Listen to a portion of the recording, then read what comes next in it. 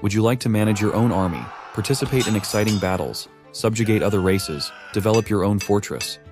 Well, the hero of our story has such an opportunity because he had the system of the Almighty Lord.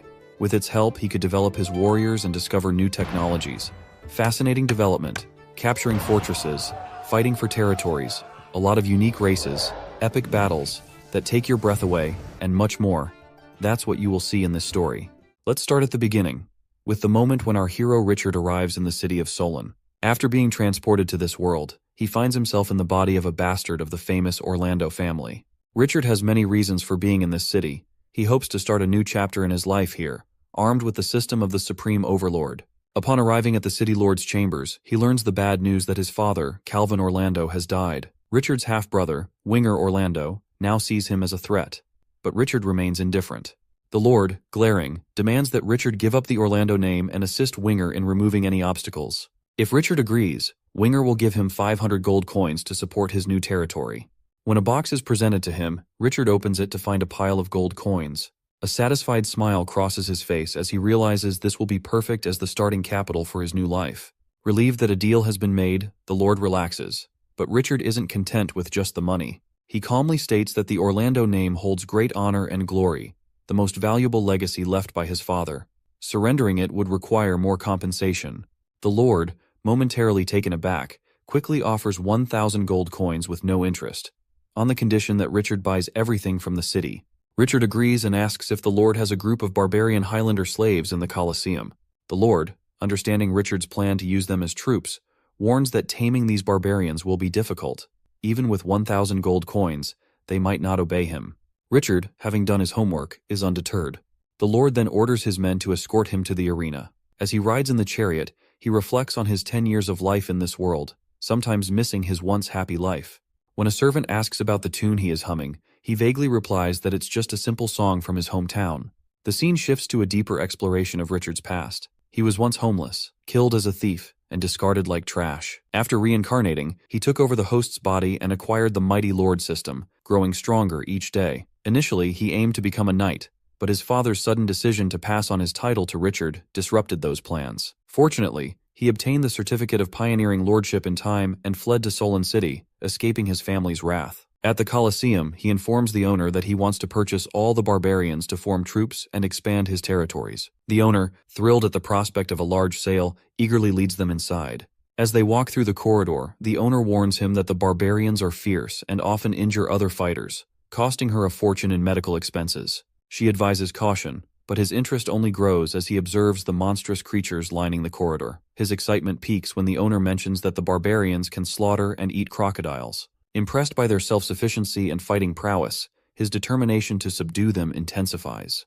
The owner wonders if he is crazy, unaware that he possesses the most powerful Lord system on the continent. As he reviews the system's attributes, he feels ready to showcase the results of his hard work over the past 3 years. Reaching the high platform of the Beast Arena, he loudly announces to the barbarians below that he has purchased all of them. Knowing they won't easily submit, he proposes a wrestling match. The winner gains freedom, while the loser becomes his subordinate. A hulking barbarian named Russell steps forward to challenge him. Muscles bulging with power, Russell prepares for the match. Meanwhile, the platform owner, drenched in sweat, fears the repercussions if anything happens to Richard on her territory. She quickly orders her attendants to persuade him to reconsider, but he insists he is following the city lord's orders and has no right to interfere. As Richard braces for the fight, the barbarians mock him, laughing at the little boy who dares to challenge Russell. One even warns Russell to go easy, fearing problems if the aristocrat dies, but Russell is determined to show no mercy. The fight begins with Russell charging at Richard, headbutting him with brutal force. He grabs Richard by the shirt and slams him to the ground with a resounding bang. As Richard lies on the ground, Russell sneers, disappointed that it took only one move to defeat him. The barbarians cheer while the platform owner despairs, fearing her Colosseum might be shut down for good. But then, Richard grabs Russell's foot and slowly stands up with a smug grin. He had let Russell make the first move, not wanting to be accused of bullying. With a powerful punch to Russell's stomach, he sends the barbarian crashing to the ground. Russell, stunned, struggles to comprehend how an aristocrat could withstand his attacks. Meanwhile, Richard begins radiating a golden fire, a skill honed over the years through the Lord system. How could he lose to someone with such poor skills? Enraged, Russell charges again, but this time Richard effortlessly flips him over his shoulder and slams him to the ground. Now Russell finds himself pinned under Richard's foot, unable to believe he has been bested by a thin aristocrat. Refusing to admit defeat, Russell stands up, determined to re-challenge Richard. Calm and confident, Richard agrees to another round. The other barbarians can't bear to watch. Richard grabs Russell and repeatedly slams him into the ground, asking if he still hasn't given up. Bruised and swollen, Russell stubbornly refuses to tap out. The other barbarians urge him to surrender, pointing out that he has already lost 10 times. Even Russell is shocked at the outcome. Just then, a female barbarian steps forward, proposing a fight with Richard. As the leader of the barbarians, she seeks to free her people by defeating him. Richard, excited by the challenge, declares that the real show is about to begin. Gunther, the barbarian leader, attacks with lightning speed, catching Richard off guard. Suddenly, the system alerts Richard. The barbarian leader, named Gunther, has been detected as a hero. Distracted by the alert, Richard is hit by Gunther's steel fist, forcing him to stumble back. Despite standing his ground, Richard is curious about Gunther. He has never encountered a hero of her rank before. But Gunther doesn't give him time to recover, launching a relentless series of strikes. The barbarians cheer wildly, and even Richard's followers feel uneasy. Gunther's assault is just the beginning. She picks up a massive rock and hurls it at Richard. With a loud crash, Richard is buried under the rock. The Colosseum owner worries that a lord has just been stoned to death in her arena. Gunther stands proudly, but then a voice emerges from beneath the rock, shocking everyone, including Gunther. Richard pushes the rock away, and Gunther swiftly moves to his side, wrapping an iron chain around his neck and slamming him to the ground. Richard doesn't struggle but seems satisfied with Gunther's performance. With a light pull, he snaps the chain apart, shocking the barbarians. Even Gunther is stunned. Top craftsmen forged this chain to restrain giant beasts, and even she had been trapped by it for years. Yet Richard broke it effortlessly with his bare hands. Impressed by her strength and strategy, Richard sees Gunther as the perfect subordinate. But Gunther feels mocked.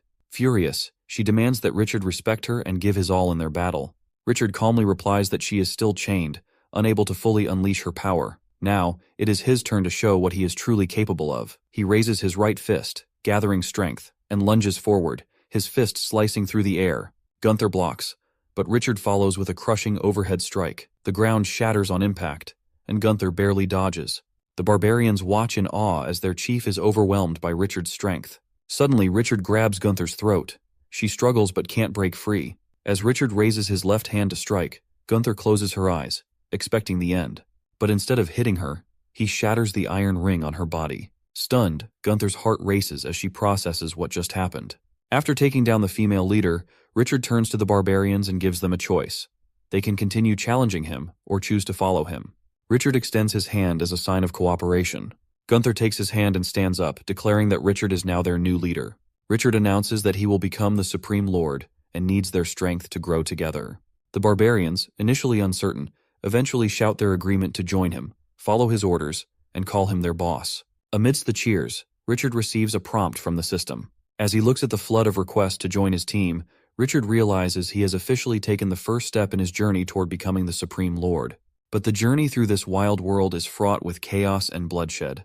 Countless ambitious individuals have risen to become lords, crafting their own realities. Yet, most of them met their end in despair, leaving this world behind.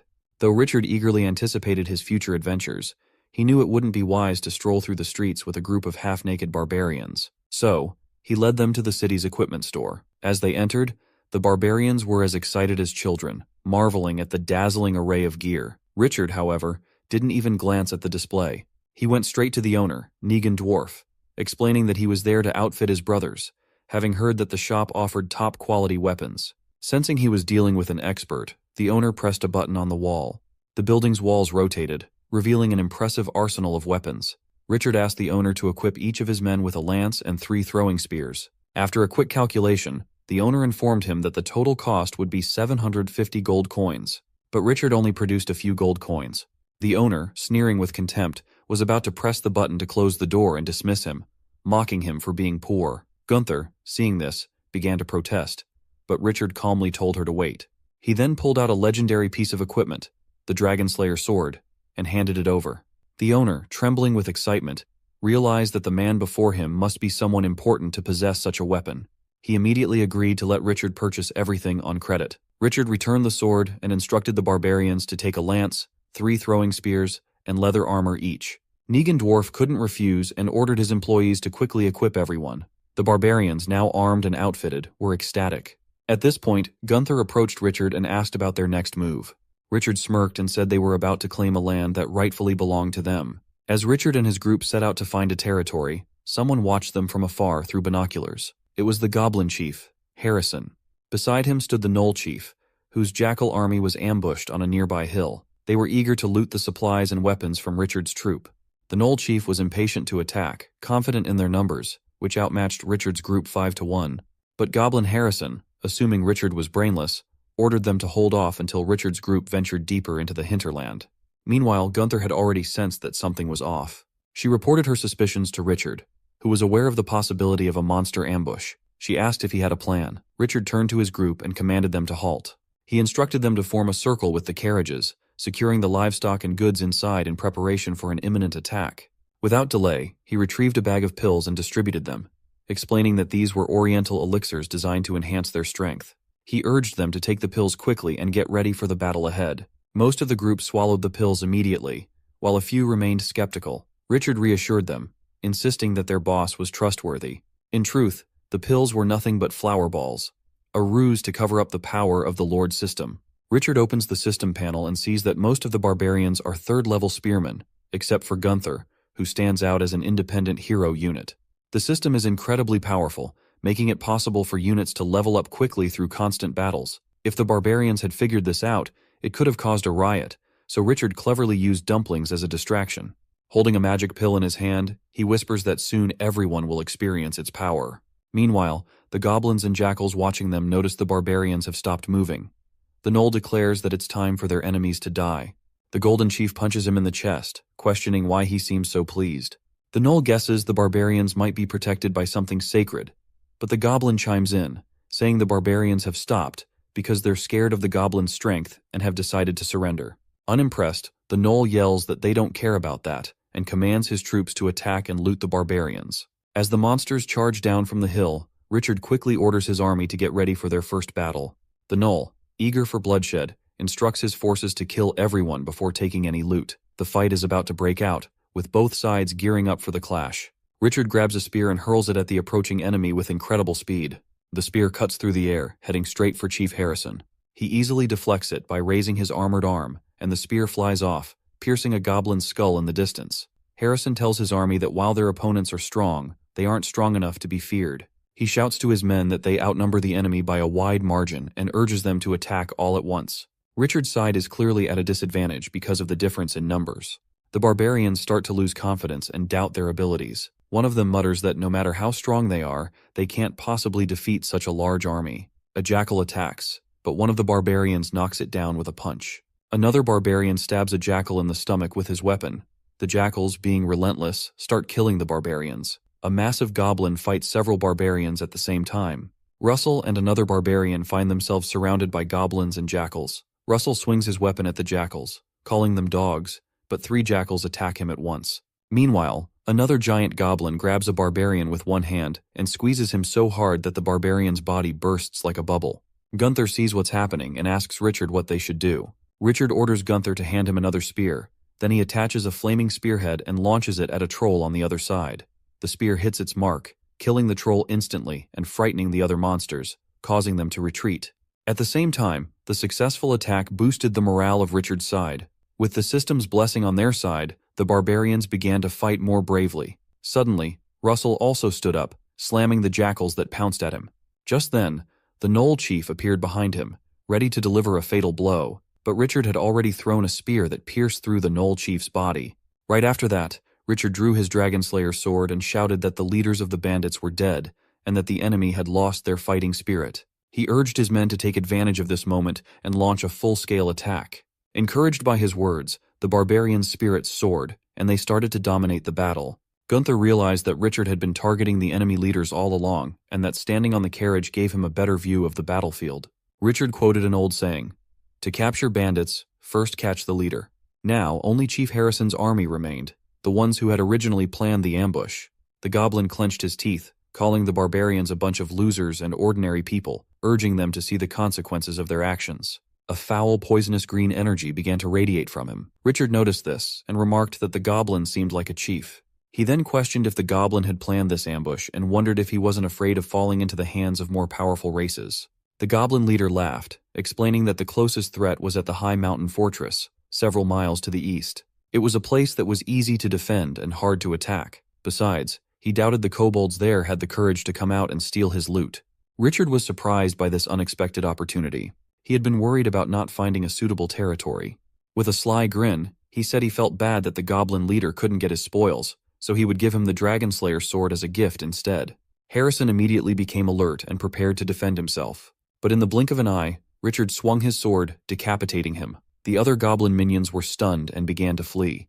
Taking advantage of the situation, Gunther quickly ordered the capture of the remaining bandits. Richard checked the system notifications and saw that most of the barbarians had leveled up from level 3 to level 4. The nearby barbarians felt their newfound strength, believing it was due to a mysterious oriental pill. Just then, his men brought in 2 captured trolls. Seeing that the horses were dead, Richard decided the trolls would pull the supplies instead, declaring them the new marshals. As Richard studied the map, he noted that their next destination was the high mountain fortress. A large troll pulled a cart behind him, with Richard sitting on it, studying a map.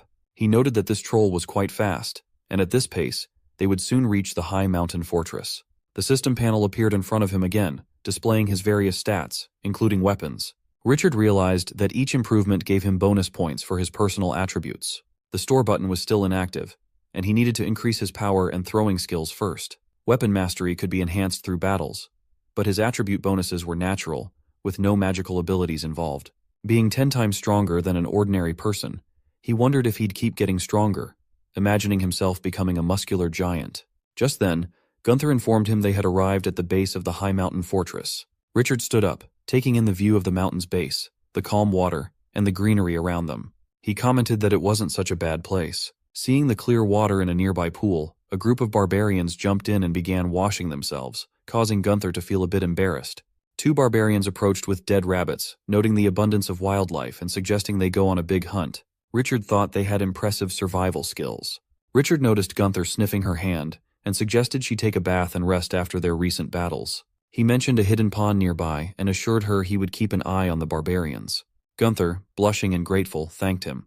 Later, in a secluded green spot surrounded by stones, Gunther bathed in the hidden pond, relaxing and enjoying a well-deserved break. Under the cover of the night, Richard and his group made their way to the mountaintop and found the high mountain fortress. Richard announced to everyone that this place would be their new base camp. Seeing the 2 kobolds guarding the entrance, Richard and Russell exchanged a look of disdain. Without hesitation, Richard gave the order to attack. Inside the fortress, the kobold leader was relaxing with his catfolk companion. At that crucial moment, Richard kicked the door open. The kobolds were so startled they stuck out their tongues and began yelling for the guards. Just then, one of Richard's men reported that all the kobolds outside had been dealt with. Furious, the kobold leader glared at Richard and said attacking his forces was a huge mistake. He warned that he had a dozen allied tribes nearby who wouldn't let this attack go unpunished. But Richard wasn't interested in listening. He immediately tied the kobold leader up and hung him in the air. Terrified, the kobold quickly apologized. Seeing that he was now submissive, Richard untied him and let him go. As the kobold fled, he glared back at Richard with a look of hatred and vowed to get revenge. One of the barbarians commented that he hadn't expected them to capture the high mountain fortress so easily, but Gunther replied that the kobolds were useless. Richard told everyone that the fortress was spacious, had a wide field of view and plenty of water. The open view allowed them to see for miles around. After a while, Richard pulled out a map and called everyone together for their first combat meeting. A nearby barbarian asked if they really needed to fight again. Richard explained that there must be a reason why such a good location was occupied by a weak group like the kobolds. It was likely that there were more kobold troops in the surrounding area. Russell chimed in, warning that since they had released the kobold leader earlier, he might come back with reinforcements. Richard replied that he had spent a lot of money equipping everyone with weapons and gear. This time, instead of seeking out enemies one by one, they would let them come to them. They would wait for the enemy to gather, and then take them all out at once to make more profit. After settling into the fortress, the troops celebrated. However, Gunther turned to Richard and asked why the bandits hadn't made a move despite the time that had passed. Richard, enjoying his meal, replied that she was being too impatient and suggested they wait a bit longer. The peaceful days lasted only 2 days. Richard's men soon discovered a large army stationed not far from the fortress. Wiping his mouth, Richard smiled slyly and said it was time to take action since their fortune had come to them that night. Using binoculars, Richard scanned the enemy camp and saw the goblins sleeping. Seizing this opportunity to assert control over the high mountain fortress, he decided to act. He instructed that only Gunther's squad would join him in the attack, while the rest of the barbarians and the trolls would stay behind to guard the fortress. The barbarians agreed, and Richard suggested they finish the job quickly. As the barbarians approached the sleeping goblins in their tents, Gunther opened one of the tents and swiftly killed the goblin inside with her sword. The noise woke the other goblins and a battle erupted. Watching his troops move in an organized manner, Richard quietly opened his system panel. The system had given them more than just strength. Before, they were a group of simple-minded barbarians who didn't understand the importance of coordination. Now they had become an elite force capable of forming effective battle formations. Suddenly, Russell noticed something strange as the ground began to shake violently. He was thrown aside as a massive goblin with 2 horns, the Dragon Goblin, emerged. The Dragon Goblin started chanting spells, and goblins began popping up from the ground like groundhogs. This sight frightened everyone, including Richard, who realized that the situation was becoming more challenging than expected. But that wasn't all. The goblins let out another loud roar, and a massive beast resembling a pangolin appeared, lifting the Dragon Goblin onto its back. The sight of this enormous creature terrified the barbarians again. A goblin riding the pangolin mocked them, calling them stupid losers. He then pointed his weapon at them and demanded they be punished by the power of the dragon's blood. Gunther was ready for action. She threw a spear directly at the beast.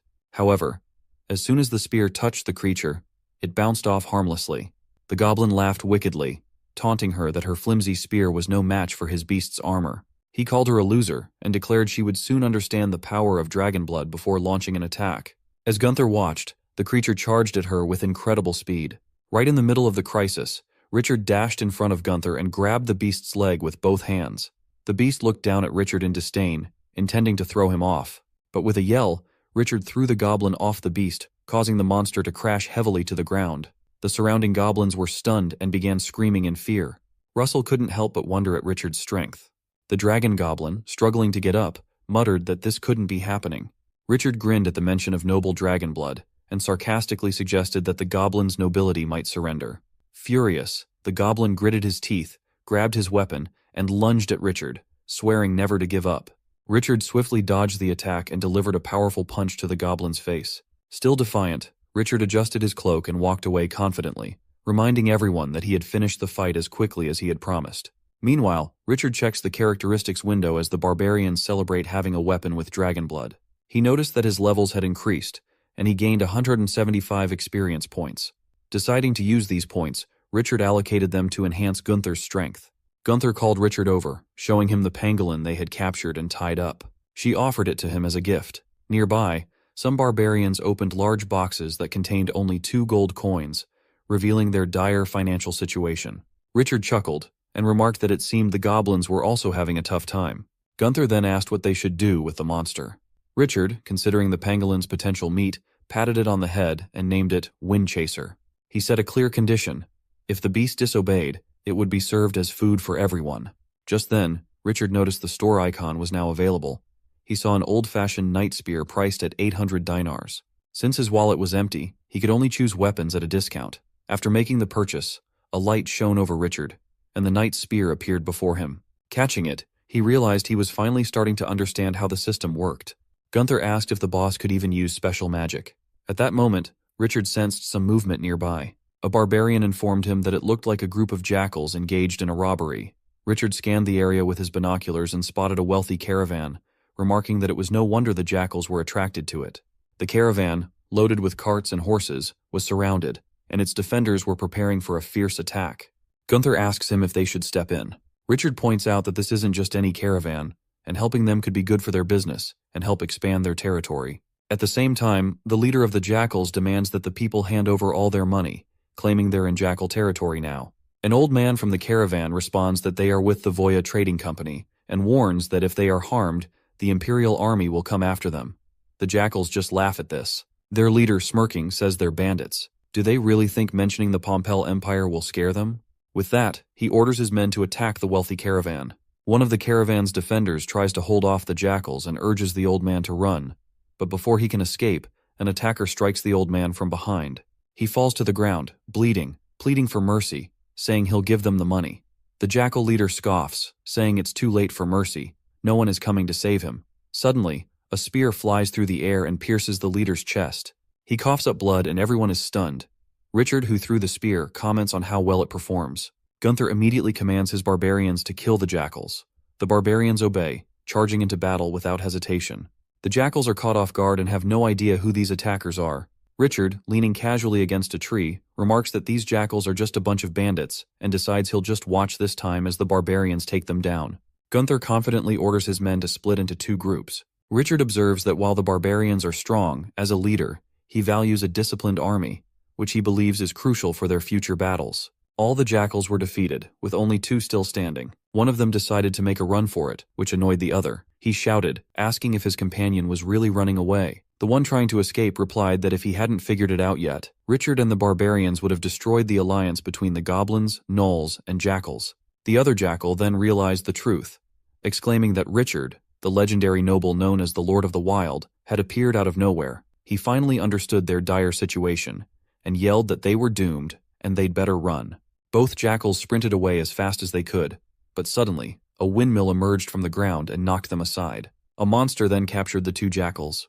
Richard was confident that his army could handle the rest of the jackals without his help. They were no longer the disorganized group they once were. A barbarian finished off the last jackal and reported back to Richard. A merchant approached Richard, thanking him for his help and calling him a warrior, promising to spread the word of his bravery. Richard, not one to be modest, replied that if they wanted to repay him, they should do so with money. The merchant was taken aback by this response. Then, a girl with long golden hair stepped out of a cart, and, with a sly smile, commented that, as expected from a greedy aristocrat, Richard was indeed fascinating. A merchant girl from the Voya Trading Company steps out of the cart and introduces herself as Annie. She turns to the man behind her, calling him Rudo, and asks if he's all right. Rudo nods, saying he is fine. Annie bows and thanks Richard and the barbarians for rescuing them. Richard laughs and boasts that his soldiers are brave and that the jackals are no challenge for them. Meanwhile, the barbarians standing nearby mutter among themselves, calling Richard arrogant and complaining about how he never praises them during normal times. Annie addresses Richard as Lord and says she has a request for him. Richard asks what she needs. Annie explains that they have suffered heavy losses and that many of their people are injured or dead, making it impossible for them to complete their trade deals with the remaining caravans. She hopes they can stay with Richard and his group for a while. Richard replies without any sympathy that staying on his estate is expensive, bragging that it's known as a 5-star heart back in his homeland. Annie responds that she intends to pay with money and weapons. She then orders Rudo to bring an item. Rudo presents a turquoise ball with stars on it. Richard asks what it is, and Annie tells him to watch closely. The ball floats into the air and grows larger. Annie explains that it is a communication crystal, which she uses to send a message to their trading house for help. Richard asks when their reinforcements will arrive. She replies that it will take at least 3 days, as they are too far from Horan. The cunning Richard is still convinced that this is no ordinary caravan. He sees an opportunity to make a lot of money once their business begins. He tells them to come along, declaring that he, Richard, the Lord of the Highland Fortress, will never turn away friendly guests. Annie thanks him for his kindness. They soon arrive at the fortress. Richard observes the caravan members setting up on the street, tending to the wounded by bandaging their injuries. Annie instructs Rudo to give a healing potion to the injured soldiers. She pours a blue liquid from a vial into a large bucket. As he watches, Richard realizes that this is a legendary healing potion, one that is out of his reach due to his lower status. This potion, blessed by a high-level magician and strengthened with mid-level magic, can heal wounds instantly. Richard recalls all the details he knows about this potion, especially its high cost, and realizes, as he suspected, that this is indeed a very special caravan. As night falls, Annie asks Rudo if he has checked on all the victims. He responds that while they have no shortage of money or supplies, half of their group is either injured or dead. Annie reacts with sadness, lamenting over the loss of so many lives. Rudo reassures her, saying that they were fortunate Richard saved them, otherwise the situation could have been much worse. Annie turns to Rudo and asks what he thinks of Richard. Rudo replies with admiration, noting that Richard is indeed a formidable lord. When the jackals attacked, their situation seemed dire, but then Richard's soldiers appeared and completely reversed the odds. His troops fought with such strength and skill that they were clearly a cut above the rest. Annie agrees wholeheartedly, acknowledging that their survival was entirely thanks to Richard and his impressive forces. At this moment, Richard thinks about the caravan's well-equipped soldiers. Their gear appears even more impressive compared to his 4 barbarians, who are currently fighting over weapons they can't seem to share. Watching them, Richard reflects on how he managed to acquire the caravan's armor without spending a penny, and received Fred's battle axe as a reward from the system. With a smile, he concludes that his soldiers have also grown stronger. Suddenly, Gunther approaches him and urgently says something is wrong. Richard, noticing her panic, asks what's going on. The barbarians also turn to listen. Gunther finally explains that she saw a large, armed group of half-human, half-horse beings heading their way. Richard is confused at first, wondering what she means by half-humans and half-horses. As he looks out, he sees people with the torsos of horses coming towards them. These centaurs are approaching the gate, led by a silver-haired girl at the front. Her name is Heather, from the Gale clan, and she holds a sword in her hand. Suddenly, spears fly toward them, landing heavily on the ground nearby. Heather notices the force behind the throws and orders her group to keep moving forward. Richard, holding a spear, is surprised that they are ignoring his warnings. He hurls another spear with all his strength, and the barbarians do the same. One of the spears flies directly at Heather, but she deflects it, slicing the spear in half with her sword. She then orders her group to stop, realizing it's too dangerous to continue at this range. Heather pulls out a white handkerchief, ties it around her sword and raises it, waving it as a sign of surrender.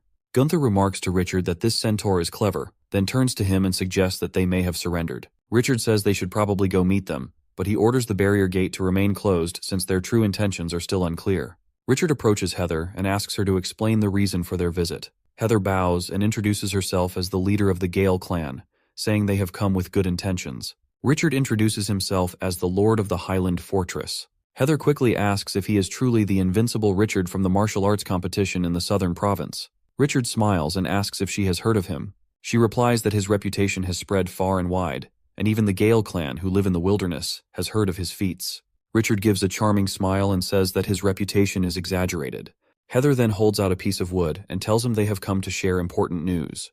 Richard takes the board and asks what it says, admitting he can't make out any of the writing. Heather explained that the local people were planning to raise an army and sent her this invitation as a warning. Some of the other barbarians gather around Richard as Heather continues, explaining that the Highland Fortress once belonged to kobolds. Now that an army is forming, Gunther interrupts, pointing out that the locals have always hated their conquerors and assumes Richard knows what that means.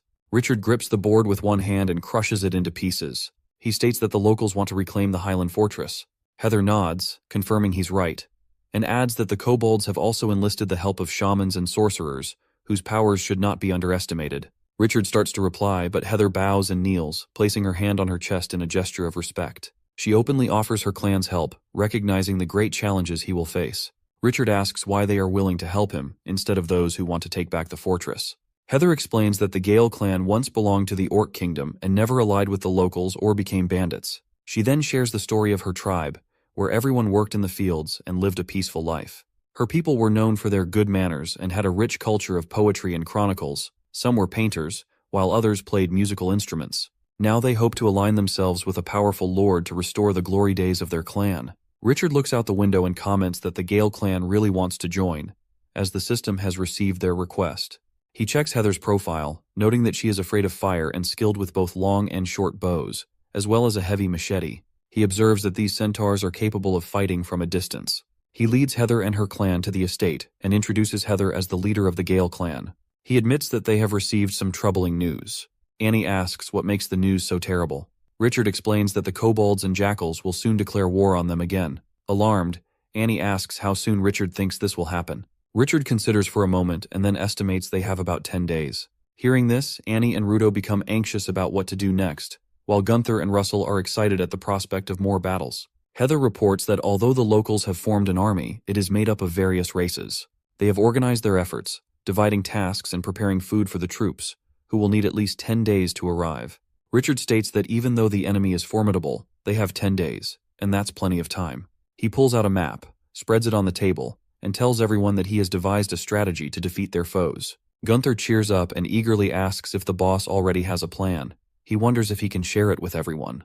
The boss replies that they'll find out when the time is right, and for now, they shouldn't worry. Turning to Annie, the boss says that to face such a strong enemy, he has a favor to ask of her. She tells him to go ahead.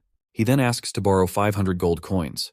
Without hesitation, she calmly says it's not a problem, and if it helps, she'll just give him the 500 gold coins. Richard, bowing slightly, says the Highland Fortress will always appreciate her generosity. Later that night, while examining weapons from his system, Richard asks Heather if centaurs are skilled with bows and arrows. She replies that the Gale clan has the best archers. Richard, browsing the weapon store through his window, checks the bows and arrows section and notes that the equipment is expensive. Supplying soldiers is costly. He makes a purchase, and a purple bow with a white feathered arrow appears out of the light. He hands it to Heather, asking her to try it out. Heather, a bit surprised, asks if he uses magic. He responds with a smile, saying it's just a little trick. She takes the bow, knocks the arrow, draws it back, and shoots at a tree, or rather, at a bee flying nearby. The bee is split in two. Richard praises her, saying her technique is excellent, and as expected, these centaurs will strengthen the Highland Fortress's long-range defense. Heather bows and thanks Sir Richard for letting her use such a heavy bow, saying it's been a long time since she last did. Richard smiles back, laughs, and says she can start training with it tomorrow. Suddenly, Rudo rushes over and says something is wrong. He kneels and reports that they've found the caravan reinforcements, but it looks like they've been attacked. Richard immediately calls Heather to investigate. Annie, seeing the wounded, begins to cry, calling the attackers vile jackals. When Richard arrives, he asks Annie what happened. She explains that it looks like all the reinforcements have been wiped out. Bodies are scattered everywhere. Richard suggests sending the caravan back to Solon, saying the Highland Fortress is no longer safe. One of the wounded soldiers suggests taking the healthy men and horses, arguing that even if they encounter jackals, they'll be able to fend them off. But Annie disagrees, insisting she can't abandon the wounded members of the caravan who risked their lives for her.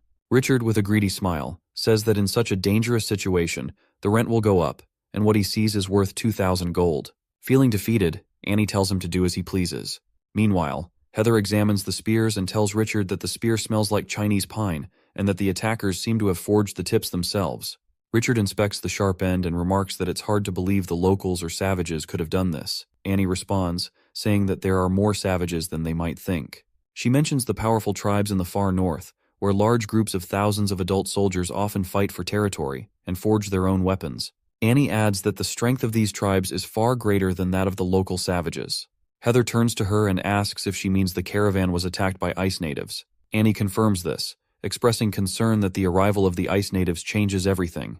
Richard agrees, saying it's clear the ice natives have joined the war. Gunther, with ambition in his voice, suggests that they should all come at once so he can take them down in one blow. Richard nods, saying Gunther is right. They'll just capture everyone in one go. 10 days later, the centaurs rush to Richard, reporting that they've spotted the enemy. He asks where they are now. The centaur explains that the enemy has set up camp at the foot of the mountain, about 50 miles away, and it looks like they plan to attack tomorrow. Richard, pleased with this news, says they've been waiting a long time, and now the moment has finally arrived. Richard fiercely draws his sword and commands his army to prepare for battle. He tells them to cut off the enemy's heads and use them as bowls. The barbarian army moves forward with excitement, shouting with their weapons drawn as centaurs ready their bows and stomp their hooves in anticipation. As Richard straps on his armor, he feels its heavy weight. Annie turns to him, asking about his strategy and how he plans to act. He says they will first launch 2 rounds of arrows and then charge. He believes that if they can kill 100 enemies, the rest will retreat on their own. Rudo and Annie are shocked at this straightforward plan. Richard, standing confidently, assures her that everything will be fine and tells her not to worry. Meanwhile, a group of goblins marches through the mountains, led by their jackal leader riding a large jackal beast. The leader, looking at the small number of soldiers, says that if this is all the Lord has, then they're simply asking for defeat. He then turns to the kobold chief, saying they need to end this battle quickly. The kobold replies that there's no need to rush because their leader, Lord Richard, is quite formidable. Through binoculars, they see Richard standing beside Windchaser. The enemy leader notices the large number of soldiers gathered this time and decides they must crush them. Without hesitation, the jackals and goblins launch a direct assault on the fortress. Richard, ready for battle, reflects on how life was given to them by God, but sadly, they do not cherish it. He raises his weapon high and commands everyone to prepare for war. Meanwhile, the jackal army charges forward with orders to bite their enemies to death.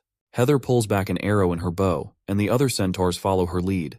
When the command to fire is given, a volley of arrows is released all at once. One arrow hits a jackal, killing it instantly, but a goblin deflects another with its shield. The 2 huge armies clash, each determined to kill the other. Goblins swing swords and throw spears wildly, but Windchaser deflects their attacks with ease. The barbarians fight bravely, showing no fear in the face of the enemy. As the distance between the 2 armies closes, the ground suddenly cracks open, and a dragon goblin emerges. Richard tells Windchaser to show everyone his strength. Windchaser leaps into the air, crashing down with great force and crushing the goblins below. Richard strikes one goblin with a large fork-like weapon, and cuts down another with an axe. Russell and Gunther take turns cutting through the goblins, ordering their forces to leave no one alive. Windchaser crushes jackals with its paws.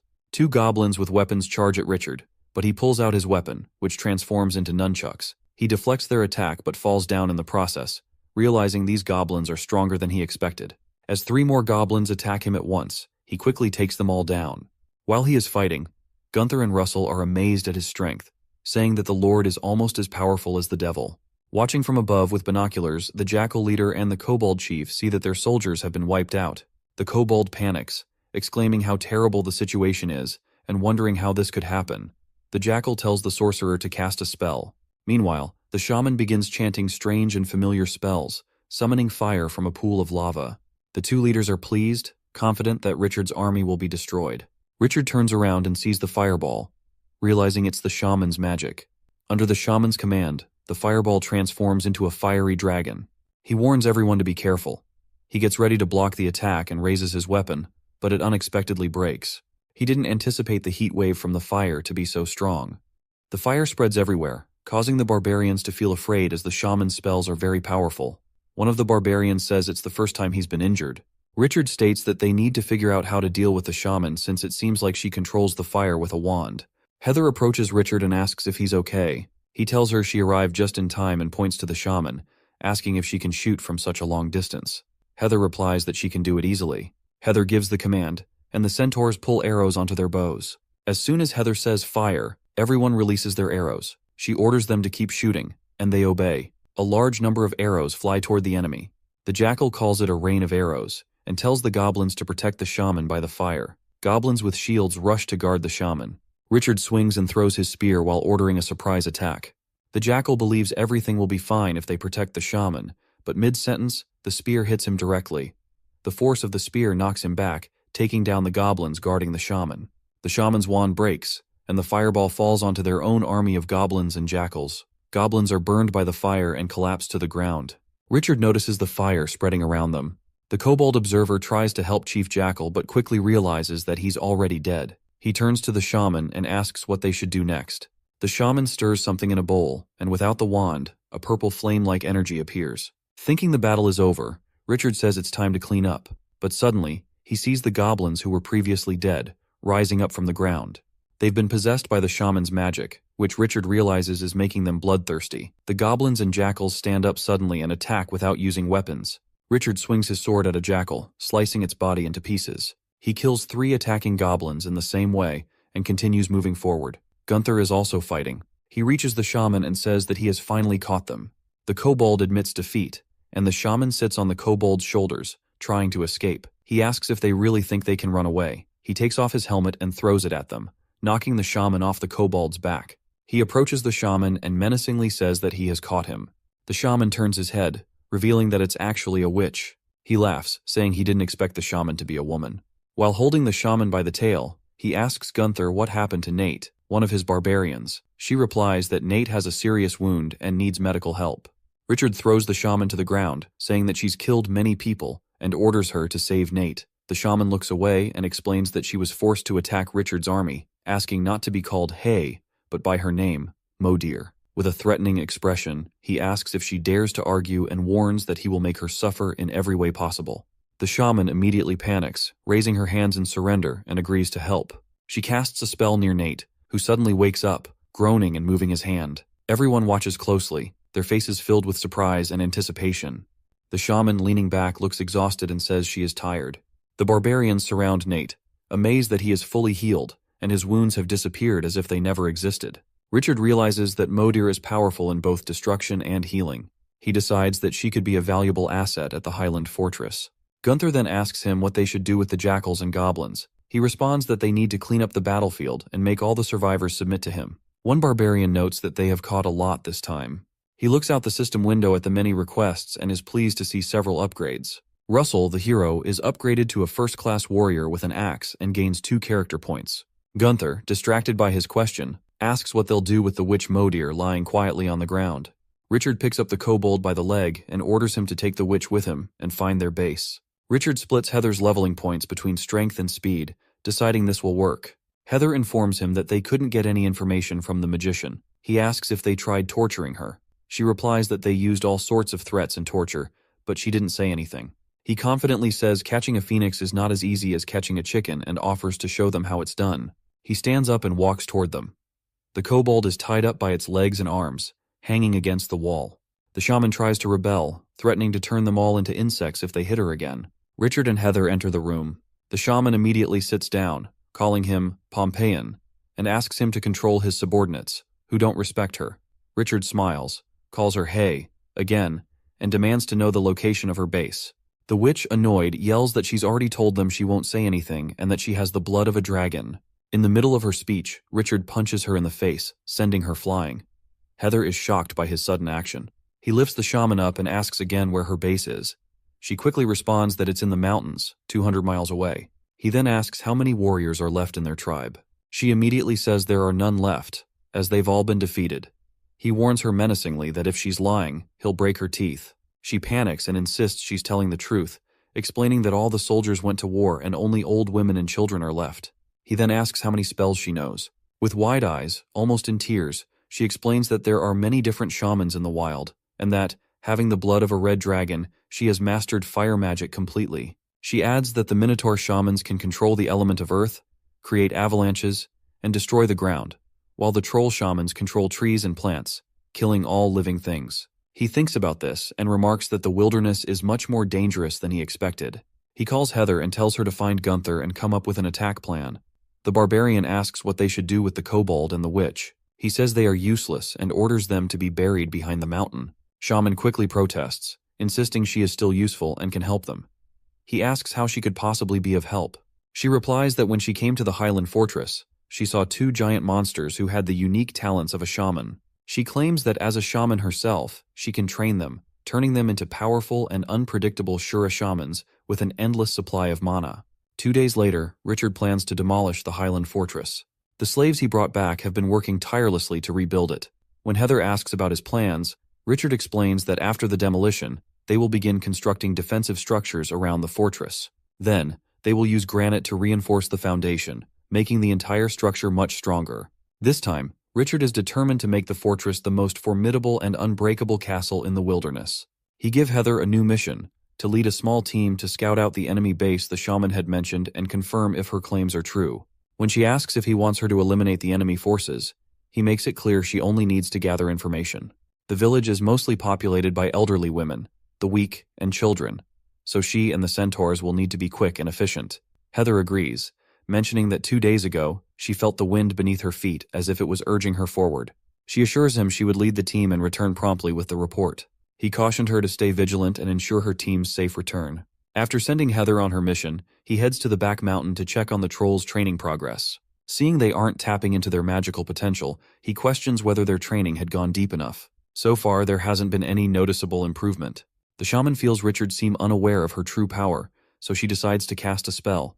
The magic immediately alerts the trolls, causing them to instinctively awaken a counter skill. She informed Richard that one of the trolls had activated the stoneskin art skill. She adds that to avoid being hit, the troll had also developed the ability to turn invisible. The awakening of shamans focuses on the harmony between time, place, and relationships, which explains why the other troll hadn't awakened any special skills yet. Richard considers the ability to turn invisible might seem a bit underwhelming, but at least it is still a magical skill. Just then, Annie called out to Richard from behind. He asked if they had returned safely to Corin City. She replied that they were planning to transport some goods for trade with the Darwinian tribe and happened to cross paths with him. Richard approached the cart and inspected its contents, which were packed with coal. He asked why there was such a great trade in coal. Annie explained that they used the coal to trade with the dwarves for gold coins and fur. Aware of this, Richard asked why the dwarves needed so much coal. She explained that last year the dwarves had discovered an iron ore vein in Lake Bayou, 150 miles west of High Mountain Fortress, which was why they had been purchasing large quantities of coal. At that moment, Richard suddenly received a letter from the Lord of Corin City, ordering all nobles expanding their territories outside to return to the city. Almost immediately, Heather came running towards him, looking distressed. Richard was surprised by her early return from the shaman tribes 400 miles away, and feared she might have been injured or attacked along the way. Heather reported that there was no immediate threat in the Jackal and Shaman's tribe, though they did come across some injured soldiers. However, on their way back, they passed through a dwarf village and found piles of dwarf corpses scattered across the ground. As they wondered who could have committed such a brutal attack, a huge black figure appeared before them. Without hesitation, Richard identified the attackers as bearmen. Heather was surprised and asked how Richard knew. Richard explained that he had learned from the letter sent by the Lord of Corin City, which warned everyone to return to the city because a large wave of bearmen had been spotted moving south, putting many nobles in danger. But Richard, a proud warrior, had no intention of fleeing like a coward. Instead, he ordered Gunther and the others to rest and prepare for what was to come. Richard then turned to Annie and remarked that her business with the dwarves seemed unfinished. He suggested she hand over the coal instead. Annie was confused by his request, but Richard quickly clarified. He needed the coal because he had built a factory and was crafting his own weapons for the fortress. He emphasized that they needed a steady supply of weapons to face the unknown enemies they might encounter.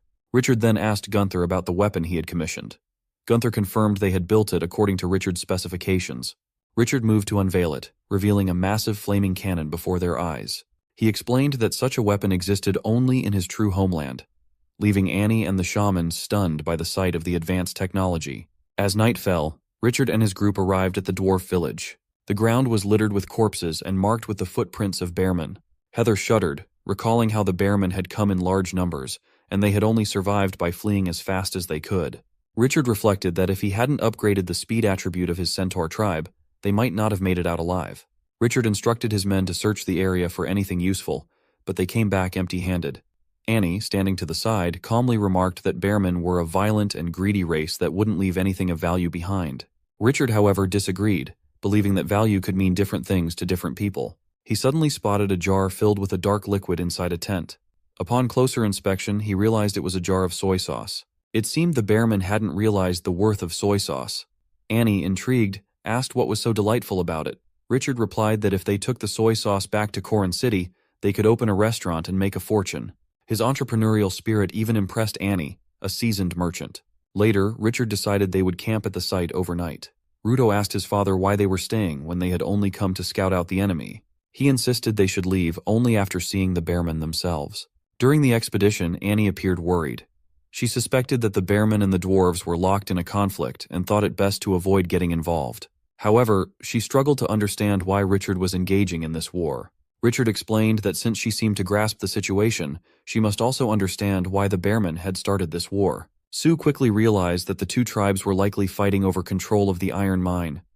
In a time when primitive weapons ruled, whoever controlled the resources had the advantage. If the bearmen and the dwarves could compete for it, why couldn't they seize it themselves? Annie still tried to persuade Richard, arguing that a large-scale war like this might be too much for the high mountain fortress army to handle.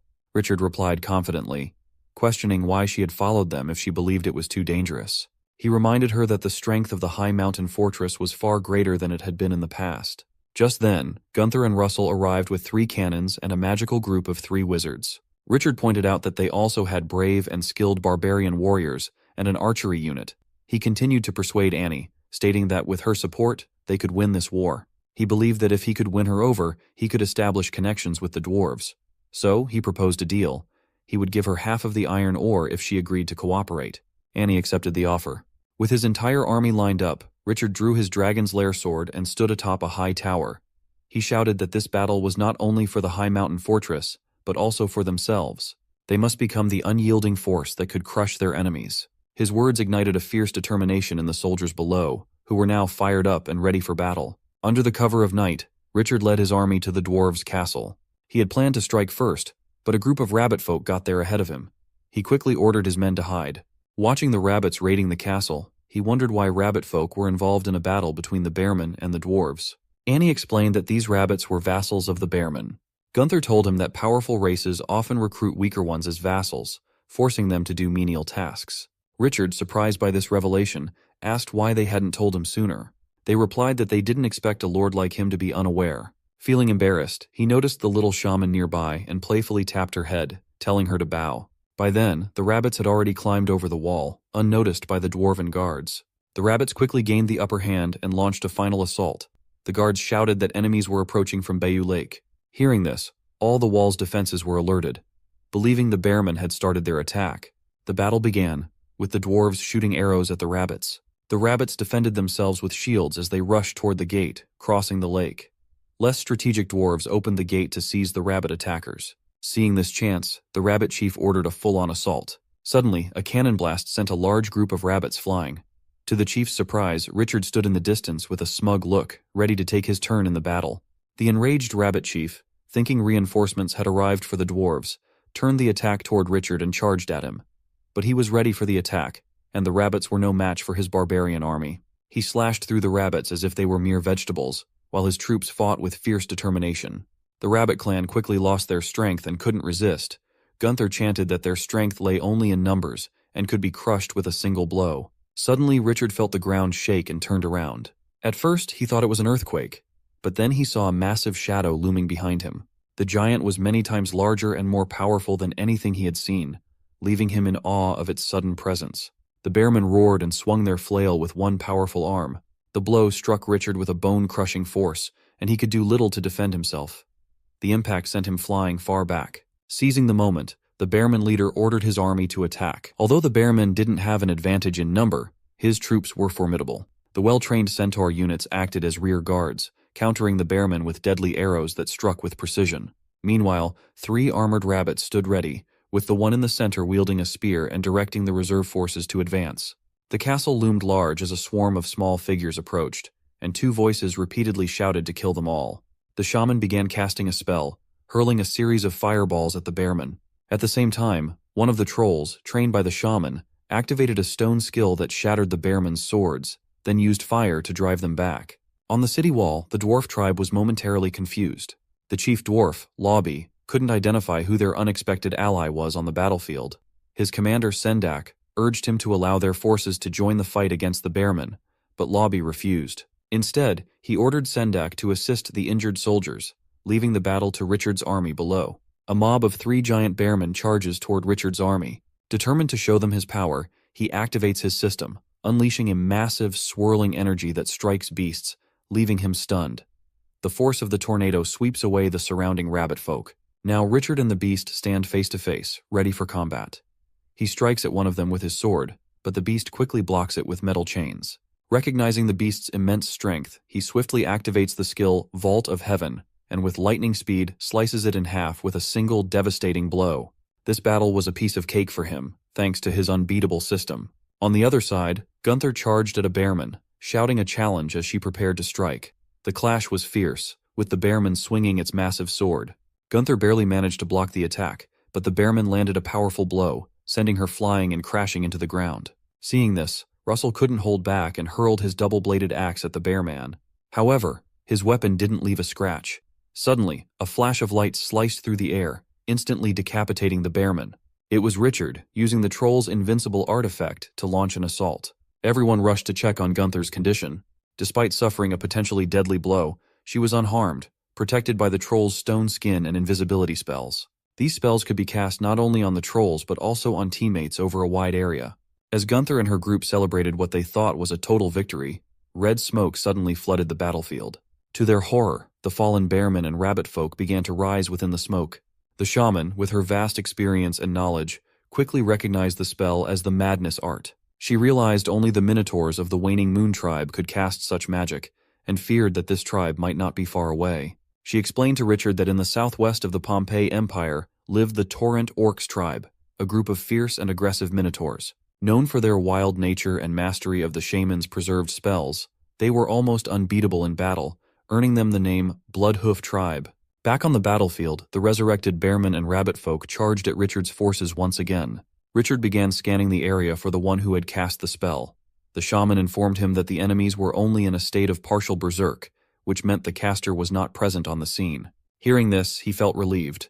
This group of revived soldiers stood no chance against Gunther and his team, who cut them down with ease. The troops chanted in victory as Richard turned his attention to aiding the dwarves by driving away the bearmen, hoping to earn a share of the iron ore in return. He approached the front of the dwarf castle, where the dwarves eyed him warily and asked his purpose. He introduced himself as Baron Richard, Lord of the High Mountains fortress of the Pompeii Empire. However, when Lobby spotted Annie with him, he immediately ordered the gates to be opened and warmly welcomed her, much to Richard's irritation, as he was referred to as Annie's sidekick. Richard, feeling slighted, considered calling Lobby Shabby instead of by his name. Annie explained that Lord Richard had come to help. Lobby replied by thanking God for their protection and enabling them to survive the attack, which annoyed Richard further. He felt the dwarves should be thanking him, not God. Once inside the castle, Lobby confessed he never expected them to arrive in time. Annie told him that she and Lord Richard had learned of the Bearman's invasion plan, prompting them to rush to the dwarves' aid, knowing they couldn't hold back the attack alone. Overwhelmed, Lobby tearfully admitted that without their help, his forces would have been completely wiped out. Upon seeing his reaction, Richard couldn't help but chuckle. Lobby, thinking he was mocking him, glared at him in anger. Richard tried to awkwardly deny that he had laughed, but the tension was clear. Then Annie stepped in, saying that Richard was a famous warrior in Pompeii, a man who had come to help Dwarf Fortress out of genuine concern. Hearing this, Lobby guessed his Duchi and cultivation might be pretty profound. Dochi in general display the powerful abilities of martial warriors, skills that Richard had never practiced in his life. Skeptical, Lobby questioned how he could have gained such fame as a warrior. With a sly smile, he replied that his peers had helped him in battle. Annie, sensing the growing tension, whispered quietly to Richard, "That's enough, Lord Richard." She then asked Lobby about his plan to face any future attacks from the Bearmen, noting how they had barely survived the current conflict. Lobby, clearly exhausted, said he just wanted a night's rest and would strategize the next day. Richard requested accommodation for his troops, and Lobby said that the tribe's stone houses were available for them. As they walked away, Annie continued to advise him not to take Lobby's blunt replies to heart, but he harbored deep disdain for Lobby. In his eyes, an emotional and tearful leader like Lobby stood no chance of winning this battle. Annie responded that not everyone was fearless in war, to which he replied that while everyone fears war and death, victory comes to those who make their enemies fear them even more. With that, they headed to rest. Elsewhere, two armored figures lay on the ground. One, injured, reassured the other that they'd feel better once they were outside. The other, annoyed, stood up and warned them to be quiet, not wanting to alert the barbarians and trolls nearby. Upon reaching their resting room, Richard was able to lie down and nap, but Heather had to kneel on the ground to rest. The room the dwarves had prepared was simply too low for someone of Heather's height. Suddenly, the house shook violently. Richard, instantly alert, sat up in bed and went to the window to investigate. The intensity of the tremors made him suspect a looming threat. It quickly became clear. The Minotaurs had returned, this time bringing the Bearmen with them for revenge. Meanwhile, on the city walls, a group of dwarves quickly sprang into action, grabbing their horns and sounding the alarm. Before long, a large army had assembled in front of the sea gate. As Richard and his group stood before the dwarves, he could sense the lingering resentment in the dwarven army. After all, he had mocked them earlier while they were in the castle. But Lobby responded boldly, reminding them that the waning Moon Tribe and the Minotaurs were coming at full force. He told them they were about to risk their lives for their tribe. His commander, Sendak, also shared a plan to divide the impulsive orcs before launching an attack. He pointed out that, due to their short stature, their enemies would have to stoop down to attack them, giving the dwarves a natural advantage in battle.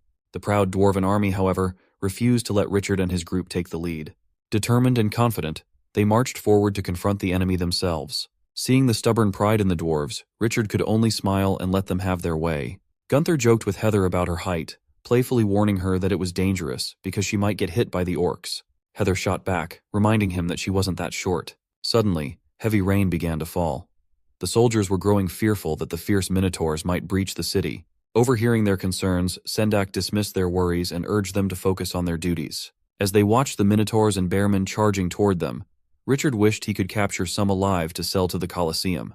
Gunther cheerfully agreed, noting it would bring in a substantial profit.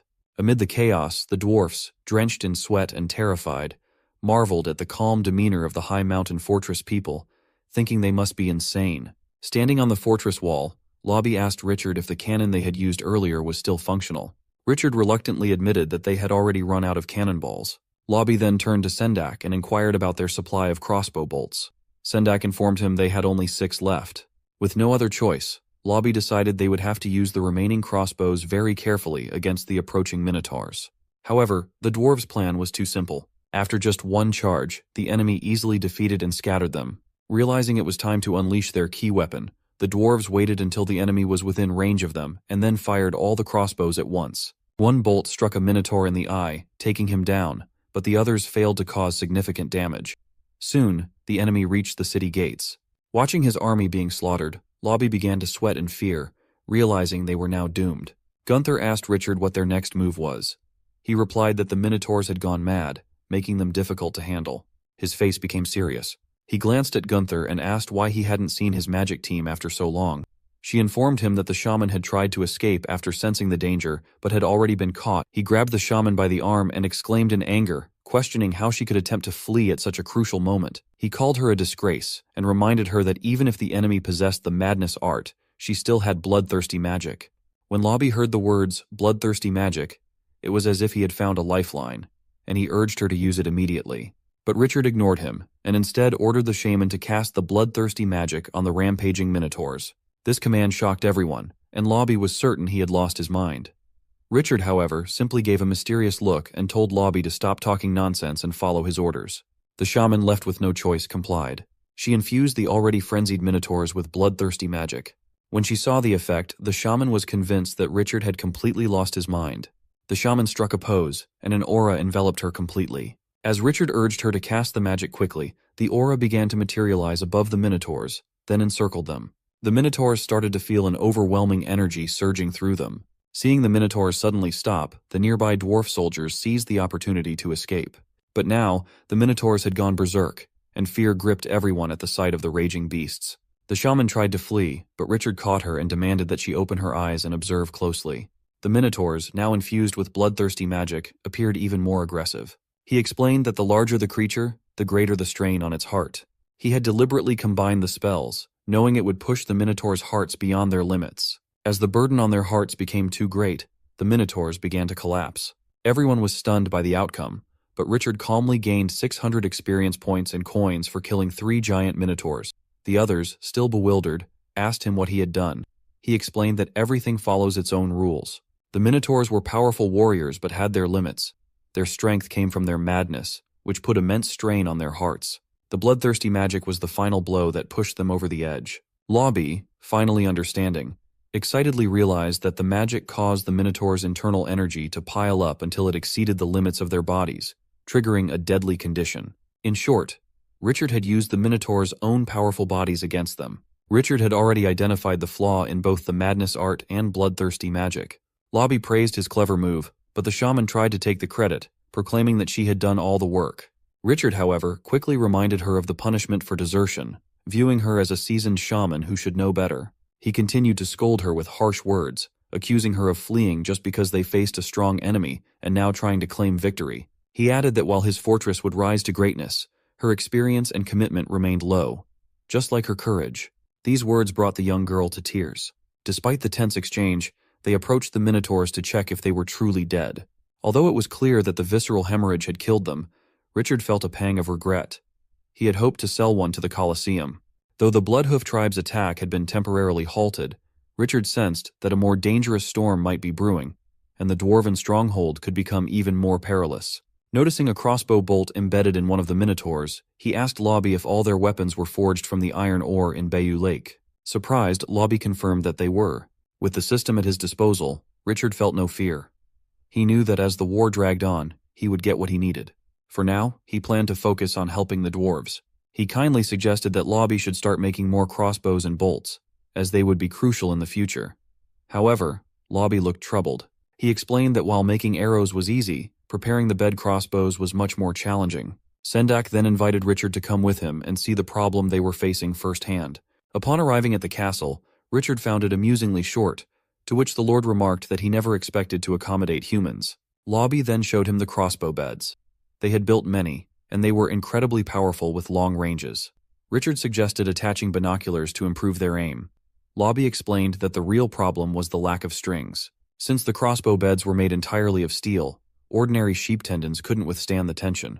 They had discovered that dried and dehydrated giant Monica leech tendons could work, but those were rare and couldn't be bought with money. Hearing this, Richard had an idea and eagerly asked if he had some gold coins. Lobby, puzzled, asked if he was planning to sell Monica leeches.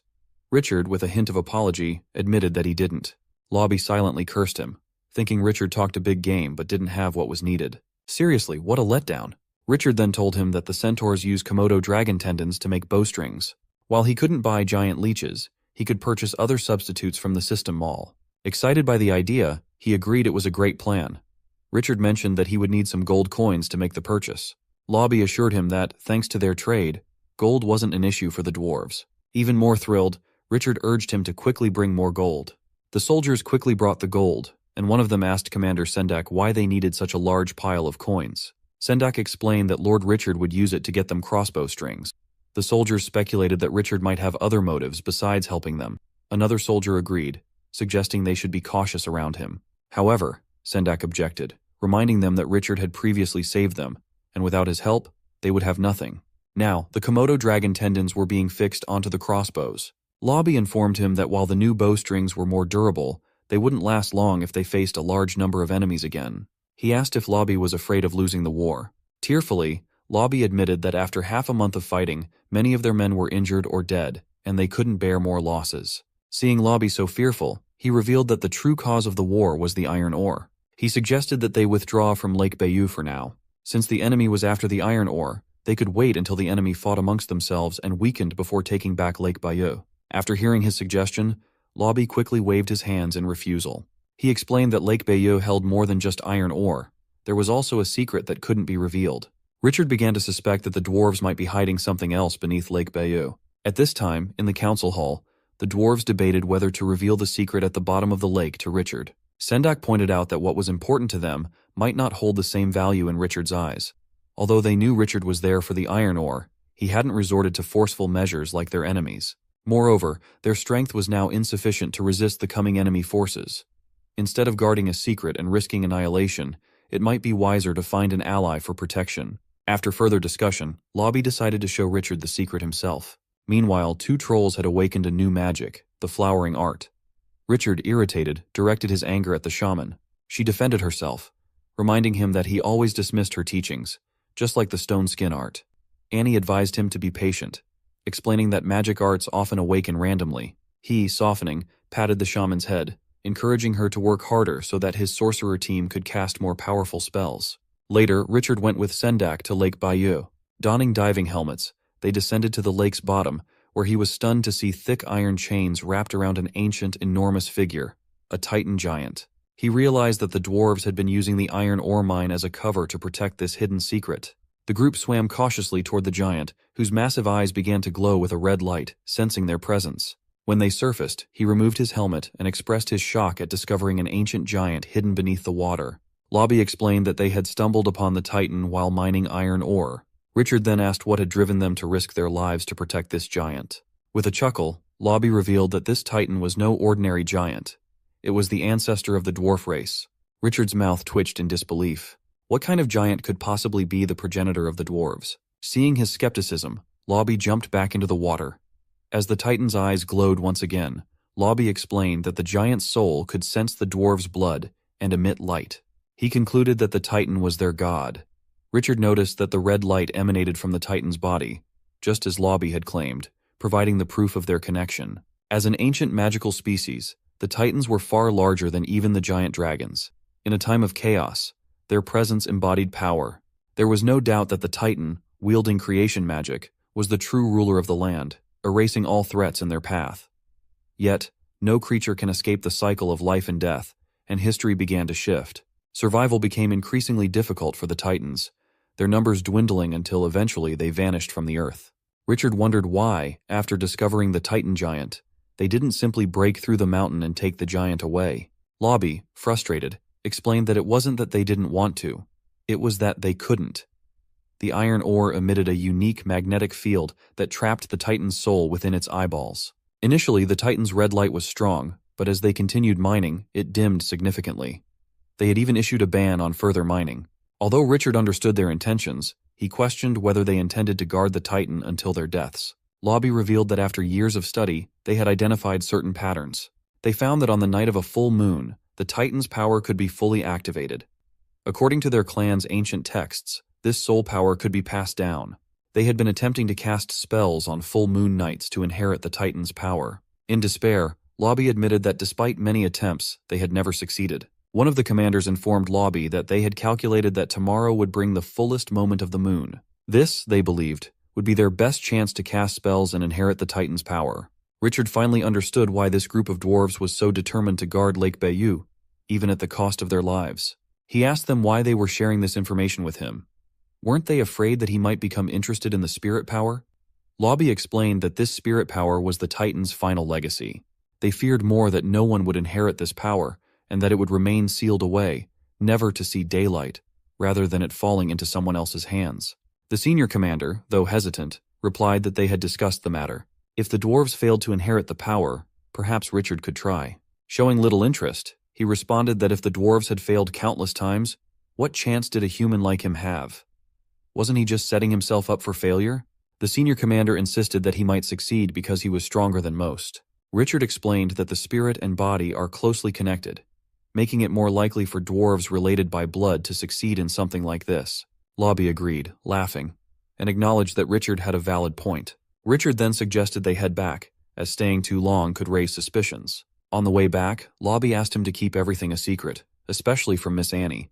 Richard agreed and returned to the tribe's stone house. Later, as Richard soaked, Gunther questioned his boss's sudden and suspicious absence. Richard quickly fabricated a story, saying he accidentally fell into the lake. To change the subject, he asked where everyone else was. Gunther informed him that Miss Annie had gone to see the shaman training the trolls, and Heather and the others were on sentry duty. Richard sighed, hoping the dwarves could inherit the Titan's spirit power. Just as he was thinking this, Heather came running toward him in a state of urgency. She informed him that the enemy was approaching, only 70 miles away from the tribe. Attacking at this time was unfavorable for the dwarves. He asked about the enemy's numbers, and Heather reported that their army exceeded 5,000 soldiers. Richard smirked. It seemed there would be another big battle tomorrow night, under the full moon. Despite the thunderstorm, the dwarf army quickly set up defensive fortifications. With their shields up, the fully armed soldiers gathered together, forming an impenetrable wall against the enemy. Through his binoculars, the chief of the Bearmen sneered at the sight of the armed dwarves, calling them hopeless. He ordered his forces to capture the dwarf fortress before sunset. The massive army of Bearmen began their march toward the fortress. At this moment, Lobby was terrified. He lamented that if only they had 2 more days, they wouldn't have to fight this battle. They could inherit the Titan's spirit power. Seeing Lobby's despair, Richard urged him to stay strong, reminding him that the fortress was counting on him. Just then, the Orc Alliance launched a full-scale attack. Seeing this, Richard quickly ordered the archers on the city walls and below to release a wave of arrows. While the dense volley managed to kill many orcs, it couldn't stop the relentless advance of the Bearmen and trolls. The shaman stood atop the city wall, continuously casting fireball spells. The entire battlefield became a chaotic mix of smoke and fire. Both sides fought fiercely, using all their skills to take down their enemies. However, with their superior numbers and size, the Bearmen and Minotaurs soon began to dominate the battlefield. Richard saw the situation and immediately drew his sword, charging into the battlefield. He swiftly severed a Bearman's arm, saving a teammate in the process. But this act also caught the attention of the Bear King. The Bear King grabbed a meteor hammer and swung it at Richard. Richard blocked with his sword, but the force behind the blow was overwhelming. The impact injured him, which only fueled the morale of the Bearman soldiers. Richard, eyes blazing with determination, gritted his teeth and charged back into the fight. The battle raged on from dawn until dusk. The battlefield was littered with corpses, yet neither side was willing to surrender. Gunther informed Richard that the enemy's numbers were overwhelming, and that even though they had killed many, it seemed endless. He glanced at the system panel, concern etched on his face. This was the first time his forces had suffered such heavy losses. Watching the enemy forces continue to flood the battlefield, he coldly gave the order to retreat. The situation had become too dire to push forward. Their only hope now was to hold the castle and wear down the enemy until a chance for victory emerged. Back at the castle, the scene was grim, with countless soldiers dead or injured. Among them was Sendak, who had also fallen in battle. When Richard arrived and saw Lobby crouched in a corner, crying bitterly, he was furious. Grabbing Lobby by the beard, he demanded that he take responsibility as a chief and rally his soldiers to fight the waning Moon tribe. Reluctantly, Lobby complied. Meanwhile, Sendak's death left Annie worried, so she asked him about the state of the war. Already enraged, he snapped, pointing out that the waning Moon tribe had forced them to retreat, and now the Bearmen were on the verge of breaking through the fortress gate. Though the trolls' stoneskin art had reinforced the gate, the enemy's numbers were overwhelming, and they had started climbing the walls. To make matters worse, the orcs had also joined the waning moon in their attack. Seeing the trolls and shamans standing by as the orcs scaled the walls, Richard furiously demanded an explanation. The shaman explained that the heavy rain had rendered the wizard's fireball spells ineffective. The city gate was finally breached, leaving a gaping hole. The Minotaurs and Bearmen were eager to storm in. Gunther informed Richard that the stoneskin art could hold off the Minotaurs for now, but they needed to come up with a plan quickly. Richard turned to Lobby and asked how many soldiers they had left. Lobby replied helplessly that only about 100 remained. Seeing the approaching Minotaurs, Richard grinned with a bloodthirsty determination. If they were going to win this battle, each warrior would need to fight as if against 10 enemies. Under Richard's command, the barbarians, dwarves, and centaurs charged together, aiming to break the enemy's formation. Richard, fueled by adrenaline, swiftly cut down a large number of enemies. The Bear King then ordered his elite forces to target Richard. His sword hummed with power as he spun it, summoning a whirlwind of blue energy. He unleashed the storm, sending a massive wave of energy crashing through his foes. Gunther couldn't help but marvel at his boss's prowess, though Richard had no time for flattery. Despite his efforts, the enemies were outmatched. The bearmen continued their merciless assault, and Gunther realized that if things continued like this, they would be wiped out. Seeing the dire situation, Richard turned and shouted for the shaman to cast bloodthirst on the dwarves, giving them the strength to keep fighting. The shaman took a strained stance as he finished casting a brief spell. Golden light poured down from the sky onto the soldiers. Richard quickly ordered his sorcery team to channel as much magic as possible to him. At the same time, the troll cast stone skin on the dwarves. The dwarves' eyes turned red, and their strength surged. When a rabbit folk struck a dwarf with a sword, the sword shattered, and the dwarf ruthlessly crushed the attacker before they could react. Soon, the enemy forces were falling at the dwarves' feet. Seeing this, the Bear King commanded the sheep army to charge, but Richard was ready. He ordered the troll to use magic to block the advance. The troll cast a spell, and giant trees sprouted up to the clouds, splitting the battlefield in two. The Bear King was enraged by this, but Richard was only getting started. He patted the troll and jumped onto his back. He instructed the troll to cast invisibility on him, then moved stealthily through the trees toward the enemies. The Bear King cursed Richard's cunning, but before he could react, Richard's sword pierced his chest. The Bear King couldn't believe Richard had quietly approached him from behind, using invisibility to deliver a fatal blow. The giant king fell to the ground and died.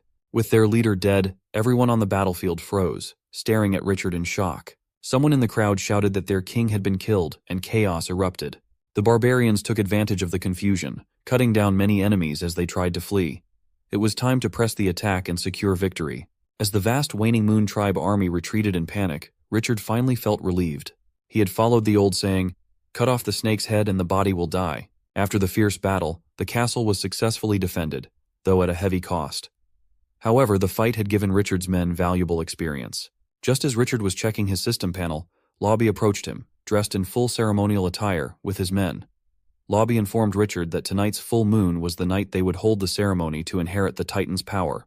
He explained that this might be a once-in-a-lifetime opportunity, and they had chosen their strongest soldier to attempt the ritual. Lobby hoped their ancestors would bless them tonight, as it was the longest full moon in a century. When the full moon was at its peak, the dwarves jumped into the lake, draining its water before beginning the ceremony. Richard wasn't particularly interested, but out of curiosity and previous agreement with Lobby, he decided to participate. The group made their way underwater, and as the dwarves began casting their spells, the Titan giant, buried beneath the lake, slowly began to rise to the surface. Richard had also brought a shaman and a troll with him, both excited to witness the spell being cast on the massive Titan. As the ceremony commenced, the 3 strongest dwarf soldiers were chosen to attempt the inheritance of the Titan's power. Lobby swung a stick over his head, trying to fend off the towering figure like a butcher swatting flies. Shaman quickly corrected him, explaining it was a ritual to ward off bad luck, but he wasn't buying it. He questioned whether power inheritance was even reliable. The shaman admitted she wasn't certain, but mentioned that shamanic knowledge is passed down through generations, similar to the dwarves' traditions. Richard questioned the notion that mages could look down on shamans, especially if they possess the 13 secret arts. Shaman calmly explained that it's normal for them to inherit only about half of the arts, noting that even if a successor gains 90% of the knowledge, they might spend their life struggling to master the missing 10%. With the sound of a horn blown by one of the dwarves, flames get lit in a fire circle right in front of the Titan. Then, a candidate who had been pre-selected as the heir stepped into the fire circle and solemnly chanted a spell. On the side, he asked her in a low voice if there was any danger. The shaman smirked, saying that if the heir could indeed inherit the giant's soul, then these dwarves' bodies would not be able to withstand it, and there could be an explosion on the spot. Hearing this, Richard broke out in a cold sweat and silently rejoiced that the power of the soul had not been injected into his body. At this point, the dwarf undergoing the ceremony had finished chanting the spell, but unfortunately, nothing happened. One after another, the dwarf candidates entered the fire circle, but the results were the same. Lobby had a bitter expression, and none of the carefully selected dwarves met the criteria. One commander begs the Titan to have mercy on them, but there is no response. Lobby felt a doom wash over him, but then he remembered that Richard hadn't tried yet. With a frown, he urged Richard to give it a shot. Though Richard didn't take it seriously, he reluctantly agreed and followed the others into the fire circle. As Richard stepped into the circle, something unexpected happened. The fire circle began to glow brightly, illuminating the area with an intense light. The sudden transformation startled Richard, but none more so than the giant figure watching them. The giant's eyes started glowing. Richard had inadvertently triggered something far beyond what anyone had anticipated. The Titan's eyes began to glow with a golden light, growing brighter as if they were about to burst. Midway through, Richard quickly dodged aside. Suddenly, the crowd noticed the silhouette of a creature appearing within the giant's eyes. A creature appears behind the Titan's eye, shattering the Titan's eyes. The cute little divine beast before them was born from the ancient god race inside the Titan giant's body. Richard wondered how his little creature was related to the Titan. Could it have deteriorated because it had been long? This little animal made the dwarves shout "ancestor" in unison. Richard sarcastically tried to show how touched he was by the Titan's ancestor. At the same time, the shaman was more straightforward, immediately suggesting they stew the creature to get some nutrition out of it. Suddenly, the creature cracked out of the Titan's body and leapt, landing with a force that sent shockwaves through the ground, the impact echoing across the land. The sudden movement once again shocks the dwarves. Richard sarcastically comments on the creature's lineage, noting that as a descendant of the Titan, it seems to like staying in high places. He jests that this ensures the Titan didn't have any extramarital affairs. The small creature, whose size matches that of the dwarves, looks up to the onlookers and gets up on the trolls. Its eyes widened as it liked the trolls, and they also couldn't hold back as their eyes widened at the sight of the adorable animal before him. But Richard grabbed the creature to take a closer look and observed that its body had webbed skin between its arm and body, which seemed useful for gliding. The dwarves crowded around eagerly to touch their cute ancestor creature. However, at that moment, Richard suddenly felt that something was wrong. There seemed to be energy about to be released from the creature's body, so he quickly threw it to the group of dwarves. Though the explosion was not fatal, it was strong enough to blow away the dwarves' excitement. Unexpectedly, the little animal had inherited the thunder spell of the Titan race. Richard was both surprised and delighted. One dwarf alerted them about the Titan's unsettlement. The Titan giant, standing in the middle of the lake, seemed to have completed its mission and began to crumble bit by bit, and the dwarf's heart filled with tears to see it. Anyhow, watching the cute creature, Richard named it Sichiu. After countless battles and hard-won victories, Richard makes his way back to his fortress. Sitting with him, Annie asked why he wanted to hurry to the fortress. They hadn't even talked about their condition for cooperation. He replied, "Just forget about it. She will get her share anyway." Hearing it, she gets annoyed and inquires that Richard and the dwarves must hide something from her. The master of deceit, Richard, gulped and tried to convince her, but suddenly, Sichiu popped out from behind him, surprising Annie. She could hold it but admire its cuteness. Richard grabbed it while squeezing it like a stress ball, telling her the dwarves wanted to worship and serve it until it grew up. But as he moved away, the creature stopped eating, so they had no choice but to give it to him. Richard holds a baby bottle and feeds the creature, cautioning it not to drink too much, or it will pee itself. A few days later, everyone safely reached the fortress. After some time, Annie left with the merchant soldiers, promising to bring more people again in the next few days to establish a trade contract. But she never showed up. Instead, the leader of Solon City came with his people. Richard welcomes him. Lord praises Richard, as he has been hearing his name often recently. All the bards in Corin City have been singing about the legend Richard. Richard bowed respectfully and asked if he was just passing by or going on a trip. Lord Solon, taken aback by this, told him that he had come specially to meet him. Surprised by this new outcome, Richard thinks he is less interested in welcoming men to his fortress. Lord Solon offered Richard to sit for a meal, mentioning that he had acquired some valuable ingredients. This idea appeals to Richard, and they both sit down together. However, he immediately regrets his decision when he discovers that the delicacy Lord mentioned is a giant squid. As they prepare to eat, Sichiu runs up to Richard, leaps onto him, and gives him a nut to crack. He obliges, but instead of handing the cracked nut back to Sichiu, he eats it himself, leaving the little creature disappointed and regretting its decision to ask for help. During their conversation, Lord Solon comments on Sichiu, referring to it as a magical beast because it exhibits signs of elemental energy. Richard corrects him, explaining that the creature is a Titan descendant. After this clarification, he gives the beast a few more nuts, which it eagerly eats before quickly running off. As they continue to cook the squid, he thanks Solon for consistently supporting him throughout his pioneering journey, which has helped him navigate the challenges smoothly. Solon acknowledges this, but adds that Richard might still be curious as to why he offered his support in the first place. Richard wonders if he is prone to long-winded explanations, but the Lord begins discussing Pompeii's political and religious factions. Solon explains that Pompei has been divided into two major factions for years. One faction supports the Holy Light Church, hoping Pompei can be integrated into the Vatican's domain. The other faction is loyal to the goddess of ice and snow, resisting ties to the Vatican. The Holy Light Church is the predominant religious faction in the human world, with many countries having holy in their names. However, in Pompey's northernmost territories, where ice and snow disasters are common, the people have a deep-seated belief in the goddess of ice and snow. As they eat the squid, Richard asks him which faction he and Richard's half-brother, Wenger, align with.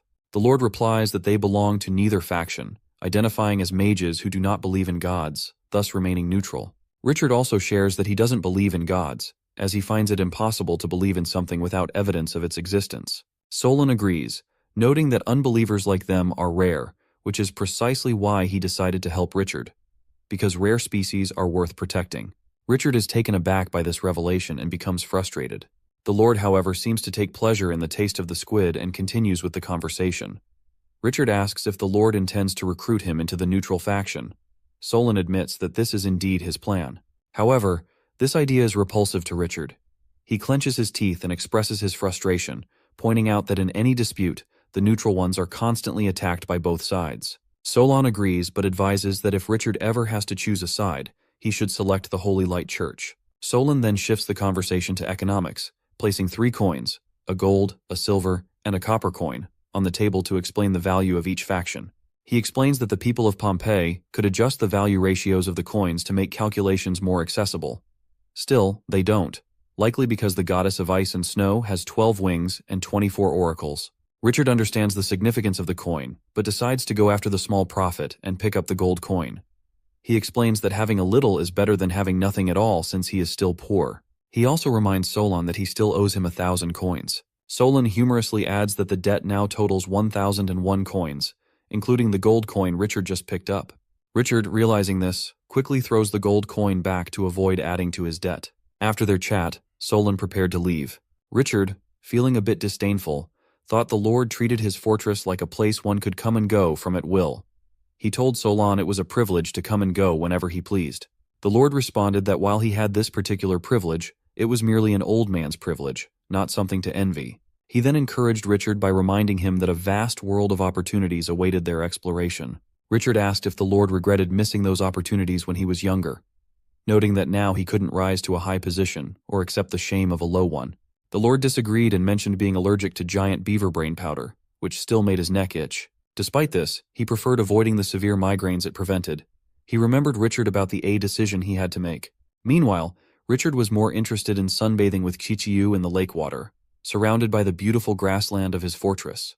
To his surprise, Annie arrived with her trade carts in tow, clearly taken aback by the breathtaking view of the fortress.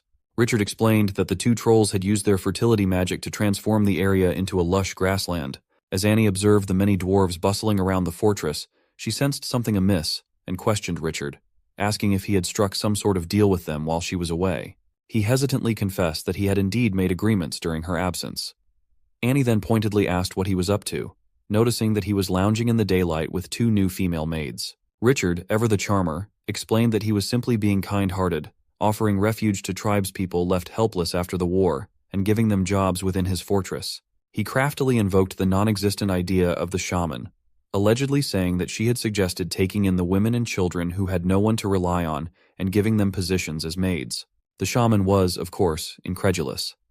Annie, however, introduced another woman, a naturalist named Ms. Buckland from the White Tiger clan, who was an expert in her field.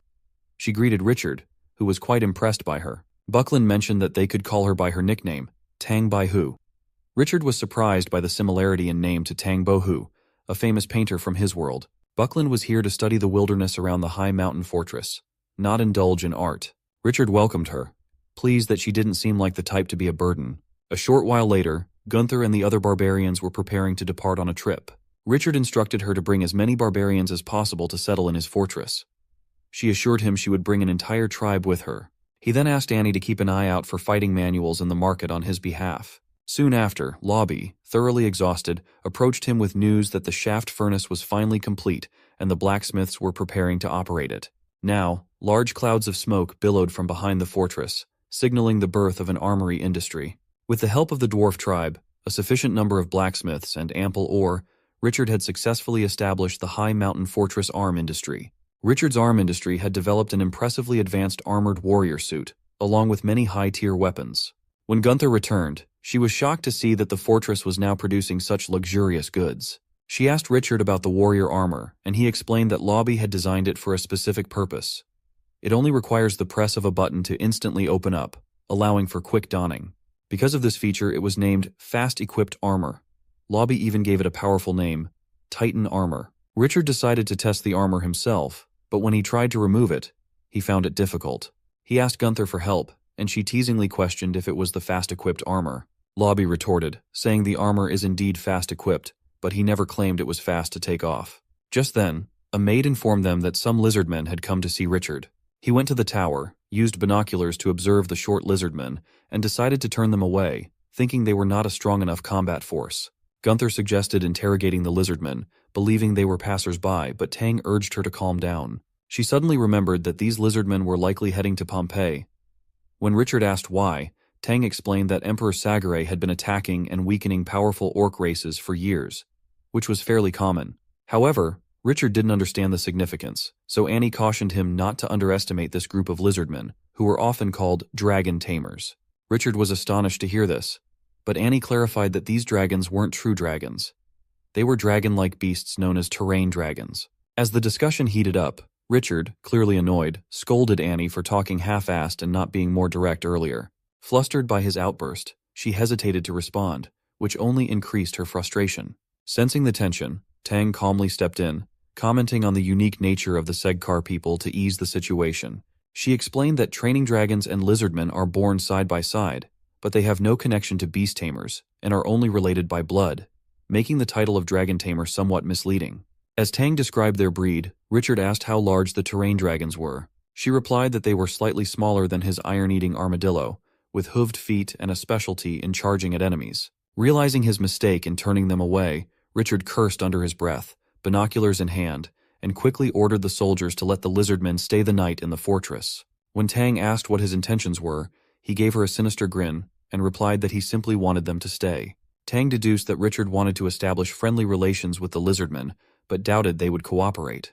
However, to her surprise, Richard had already won them over with his cleverness, and to her even greater astonishment, they had started calling Richard their lord. She asked what sweet talk he had used to achieve this, and he casually revealed that he had offered each of them a strength-enhancing magic potion in exchange for staying at his fortress. He suspected they might bring more of their kind. Later, as Richard and the two trolls were playing cards, they suddenly noticed their glasses of water trembling. He realized it must be the arrival of the invincible Overlord's Terrain Dragon Regiment. To welcome the incoming lizardmen, Richard and his group stood at the fortress gates. Sitiu was terrified as a dazzling number of beasts rushed toward them. Gunther turned to Heather and asked if her army could hold off the incoming forces. She responded that there was no way her army could withstand the might of the lizardmen. Richard watched as the naturally bulky cavalry thundered toward them, shaking the ground with every step. Annie remarked that terrain dragons deserved stronger riders than the Segkar people. Richard countered by explaining that their blood relation made them a perfect match. However, Tang added that this blood relation comes at a high cost for the mothers, as many weak females die giving birth to twin eggs. A lizardman named Abu then approached Richard, introducing himself as the leader of the Segkar people. He asked Abu what he thought of his fortress. Abu looked around and told him that it was indeed very prosperous. Satisfied, Richard allowed the lizardmen inside and handed over the promised magic potion, for which Abu expressed his gratitude. As they dined together, he learned more about the Segkar people and their connection to the terrain dragons. He was surprised that the system automatically recognized terrain dragons and speculated that, in time, terrain dragons might also receive similar recognition, especially if the Segkar people continued consuming magic potions. After a while, Tang asked Richard if he was still searching for a fighting manual. Richard eagerly wondered if she had one to offer. She replied no, which annoyed him. To make up for it, Tang asked if he had ever heard of the Holy Prayer Art. Richard, already familiar with it, explained that it allowed for the movement of objects through mental focus, and when combined with physical effort, it could result in unimaginable strength. However, he noted that this art had been lost over time, so he wasn't interested in old, obsolete practices. Annie agreed, knowing that this art was outdated.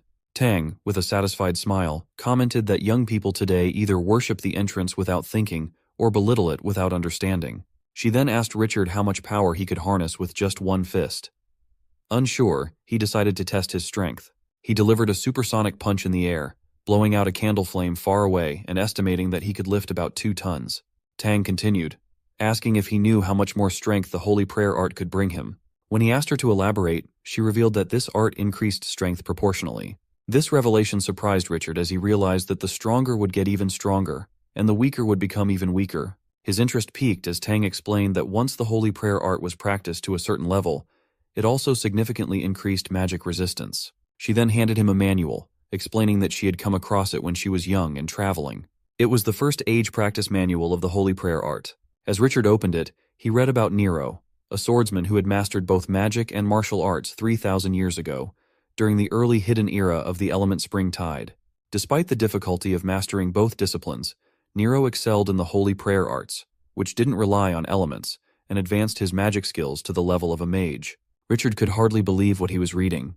However, Tang, sipping her drink confidently, remarked that the manual could be a relic preserved over centuries or just a doodle made by someone in a later generation. With an eager expression, Tang leaned forward and asked if she could serve in the internal affairs position of the high mountain fortress. Richard smiled warmly and assured her that she could. While reflecting on the situation, he noted that the internal affairs of the fortress hadn't seen much development yet.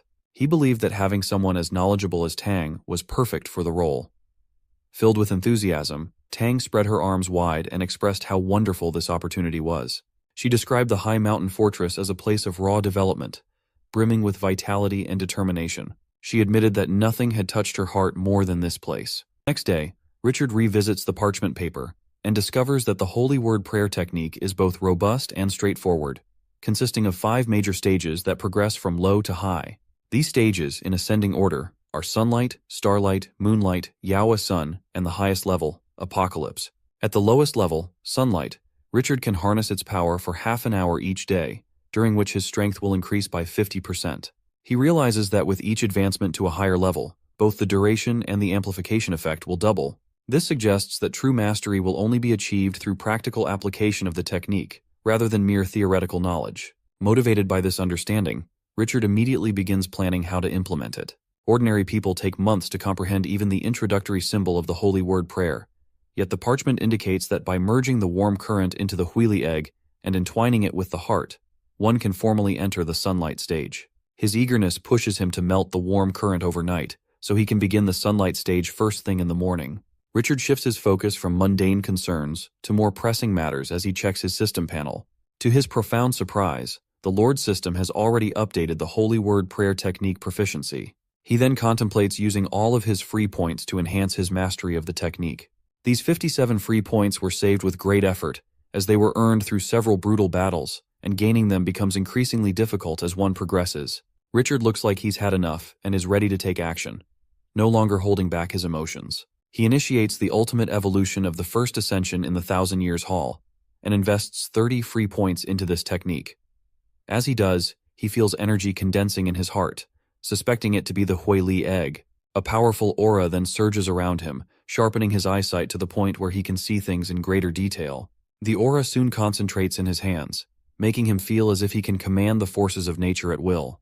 Clenching his fist as the aura intensifies, Richard recalls that Tang had also recommended this valuable technique. Motivated by this memory, he adds the remaining free points to make it overwhelmingly powerful.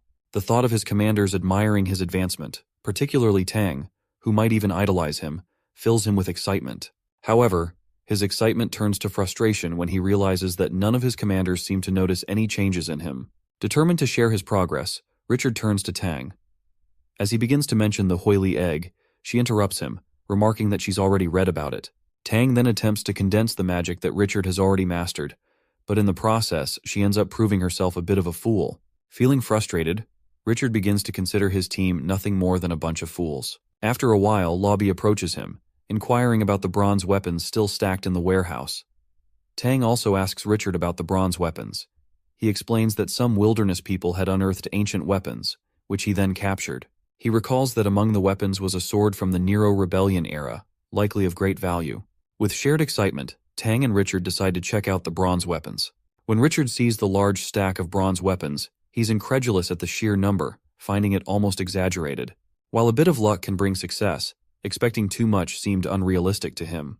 He notes that bronze isn't as common as wild cauliflower, and its high price reflects its rarity. Meanwhile, Tang notices that the weapons are incredibly well preserved, and her curiosity drives her to an unconventional appraisal method. She licks the blade. Upon tasting it, she realizes that these weapons must have been preserved in ancient tombs. Now, she admires the sword up close, almost hugging it to her face, reveling in her discovery. Richard looks visibly concerned, probably thinking that this isn't how a sword should be handled. Despite his concerns, he orders his soldiers to summon the shaman, believing she might know the true value of these weapons. The shaman is quickly brought to him, and Richard, with a menacing look, asks if she had seen similar bronzes when he was in her tribe.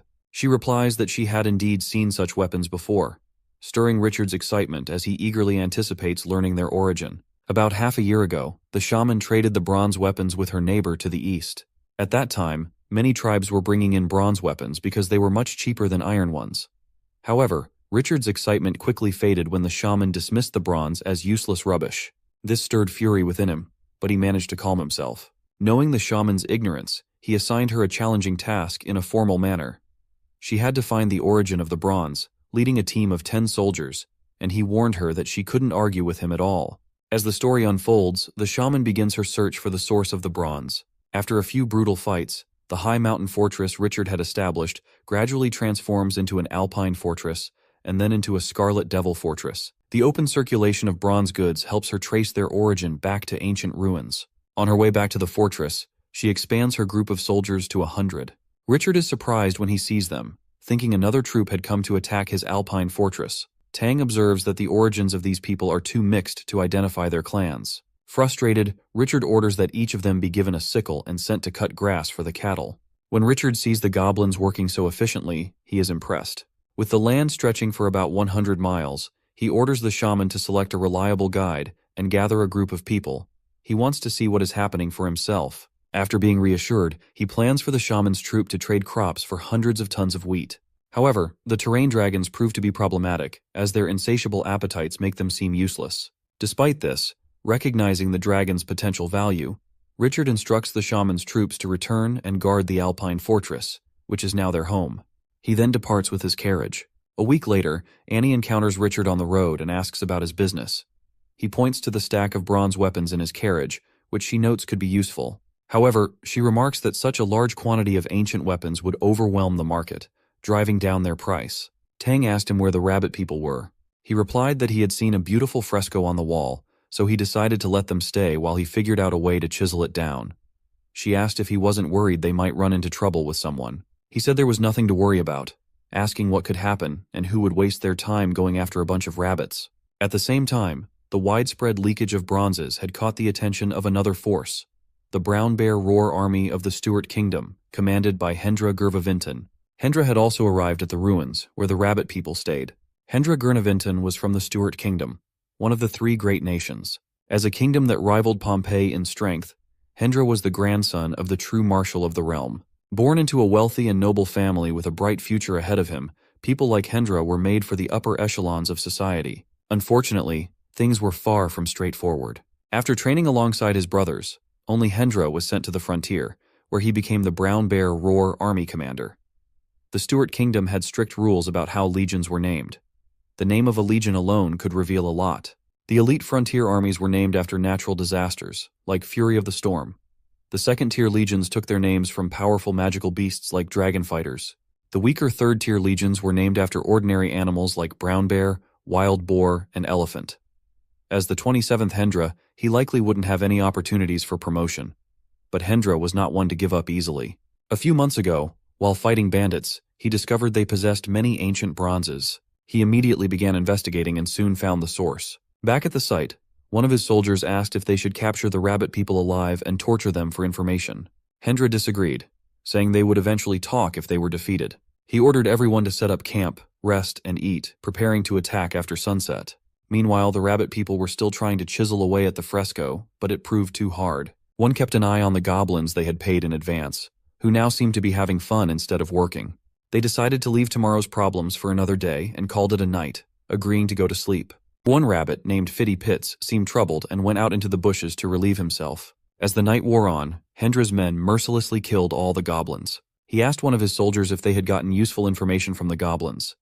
The soldier confirmed that the goblins had indeed stumbled upon the bronzes by accident. Hendra questioned why he hadn't seen these treasures yet. The soldier explained that a Pompeii noble had arrived before them 3 days earlier and taken everything. Now they realized they were not the first to find the source of the bronzes. The soldier mentioned that the noble was a pioneering leader from Pompeii, based in the Alpine fortress. Hendra seemed to know of them, describing them as powerful, like a holy light descending from God. However, he thought that Richard, a minor leader in their group, probably didn't know much about them and wouldn't be a threat.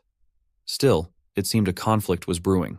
If the people of Pompeii discovered what they were up to, there could be trouble. Hendra also realized they would be in danger if their actions were found.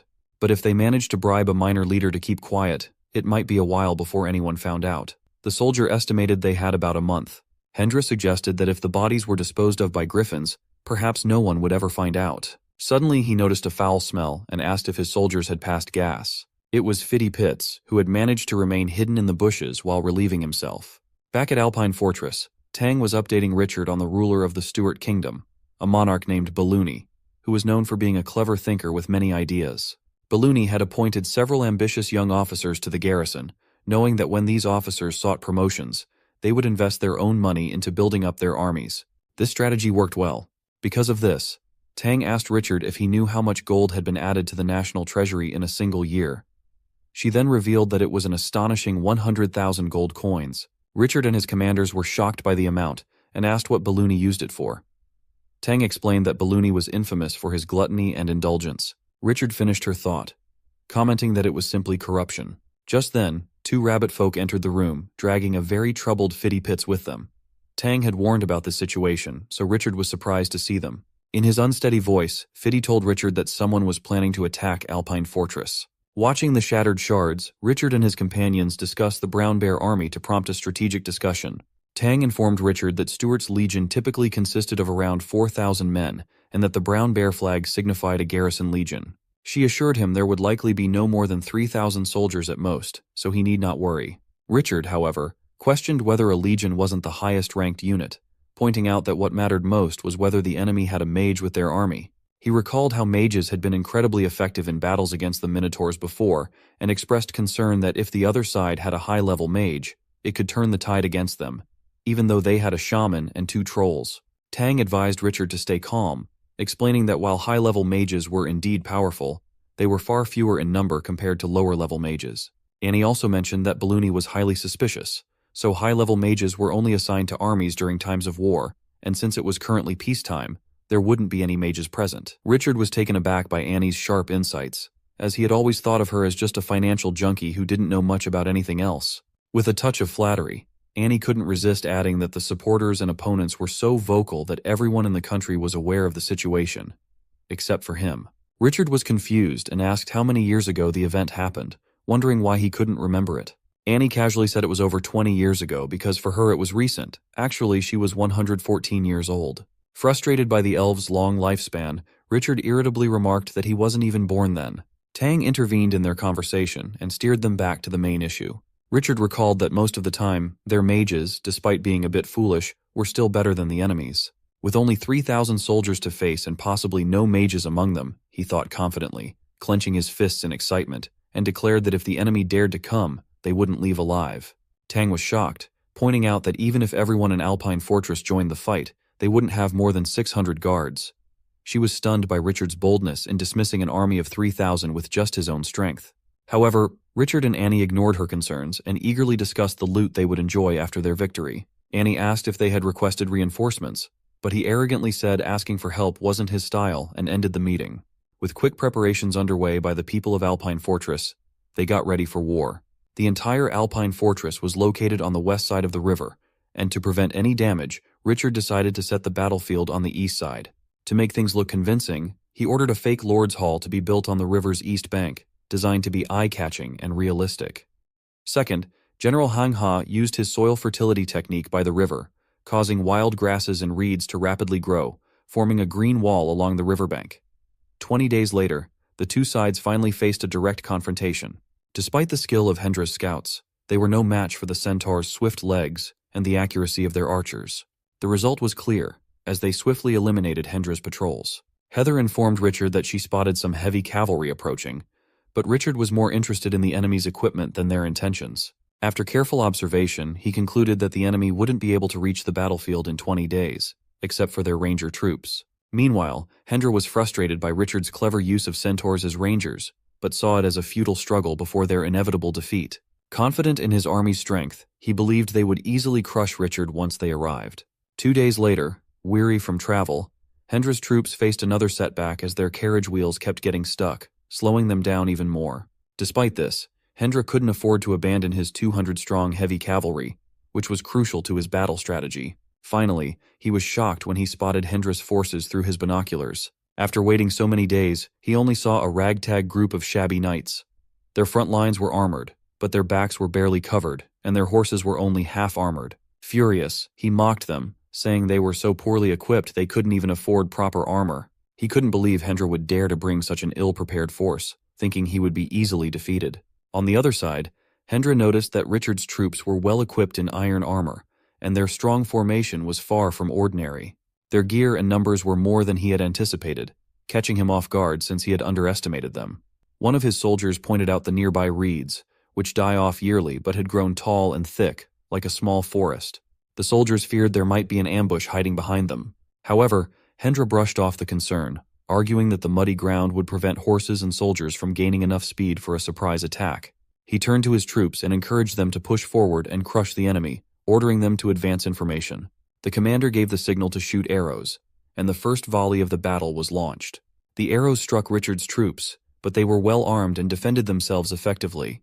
Gunther suggested launching another attack, but Richard told her to wait, as he had a surprise planned for the enemy. As the battle continued, both commanders displayed a strong sense of confidence. Hendra feared that Richard's forces might escape to their alpine fortress, while Richard worried that Hendra's Brown Bear Roar troop might discover his ambush. Despite their concerns, both sides were focused on their strategies, with Heather sticking to the defense and not revealing any plans for the offense. Gunther reported again, saying the enemy was only 20 yards away. Hearing this, Richard ordered all the barbarians to charge. The giant barbarians sprinted towards the enemies, catching the Brown Bear Roar army off guard as they suddenly faced a rush of giant charging warriors. Realizing they had fallen into an ambush, Hendra knew he couldn't risk losing his main forces, so he commanded his heavy cavalry to attack immediately. Fully armored and ready for battle, the heavy cavalry charged toward the barbarians. Hendra felt more at ease, believing these reinforcements would strengthen his initial assault. He told his men to hold their ground and take defensive positions. But before the cavalry could reach them, the barbarians crashed into the Brown Bear Roar army and launched a fierce attack. Hendra's troops struggled to defend against the relentless barbarians, and his heavy cavalry was still too far away to help. Hendra was sure his flanking maneuver would catch the enemy off guard, but then he heard noises from the reeds. Terrain dragons were emerging from the tall grass, charging straight for his heavy cavalry. Richard had cleverly positioned the dragons nearby, and now the heavy cavalry had no escape route. The cavalry tried to retreat as the giant dragons closed in, but it was too late. The dragons reached them and began tossing the armored soldiers into the air like ragdolls. Several heavy cavalry soldiers attempted to counterattack the terrain dragons, but were easily thrown into the air along with their horses. One after another, many cavalry soldiers tried to halt the terrain dragons, but none could withstand the ground-shaking onslaught. Following the terrain dragon's devastating assault, the sorcerers took their turn. The shaman conjured a hollowing fireball technique, forming a massive fireball above Hendra's remaining forces and raining fire down on the battlefield, wreaking havoc on the soldiers' formations. The shaman's trolls also unleashed magical lasers at the surviving cavalry soldiers, combining their efforts to severely weaken Hendra's army. Frustrated by the damage inflicted, Hendra patted his griffin and commanded it to immediately eliminate the 3 enemy mages. With its powerful wings, the giant griffin charged toward the 3 mages, who were too absorbed in battling the soldiers to notice the approaching danger. Meanwhile, Hendra instructed his remaining troops to prepare for the actual phase of the battle. Suddenly the shaman spotted the griffin charging toward them, mowing down everything in its path with deadly intent. Panicked, she warned the trolls that they were being targeted and urged them to flee, but the clueless trolls failed to grasp the gravity of the situation. As the griffin neared, it opened its massive jaws and unleashed a stream of fire. The shaman had no time to escape, so she quickly cast a spell to counter the attack. The 2 immense flames collided above the battlefield, intensifying the war's tension. On the ground, Richard had also entered the fray. A group of soldiers surrounded him, ready to strike, but he cut them all down with a single slash of his sword. One terrified soldier, overwhelmed by Richard's power, muttered that he was a monster. In a fierce and dynamic battle, Hendra, the armored warrior, charges forward with overwhelming speed and power at Richard. Richard prepares to meet Hendra's assault, raising his sword in anticipation. As the two collide, Hendra unleashes a powerful strike that causes the ground to erupt with energy and debris. Despite the impact, Hendra remains unshaken, standing tall and confident amidst the chaos. His unwavering presence is acknowledged by his followers, who praise him, certain that with Hendra around, things will definitely improve. As they faced off, Hendra demanded to know his name. Richard spat on the ground and retorted that he didn't deserve to know his name. He then questioned the reason for the unprovoked invasion of the Alpine fortress, and brought up Hendra's rebellion against his death penalty, asking if he had any last words. Annoyed and infuriated by his remarks, Hendra snarled that when he kills him, he'll make sure to chew up his broken mouth first. With that, he darted towards Richard with incredible speed. In an instant, Hendra lunged at Richard, his blade slicing through the air with fierce intent. But Richard, smirking, quickly raised his sword to block the attack, sending sparks flying as their blades collided. Without hesitation, Richard countered with a swift slice, his calm and practiced movements keeping him one step ahead. Hendra struggled to keep up, forced to adjust with each strike. As Richard dodged and weaved effortlessly, he launches a decisive strike, and although Hendra manages to block it, the force of the blow knocks him to the ground. Despite this setback, both warriors quickly rise and charge at each other again. He remarks that Hendra has successfully blocked his first 3 attacks, showing he has trained hard. On the other hand, Hendra is relieved, thinking that Ruyenduki's defensive technique worked well. Without it, his sword wouldn't have withstood Richard's attacks. Hendra's face twists into a cunning grin, believing Richard's life is about to end.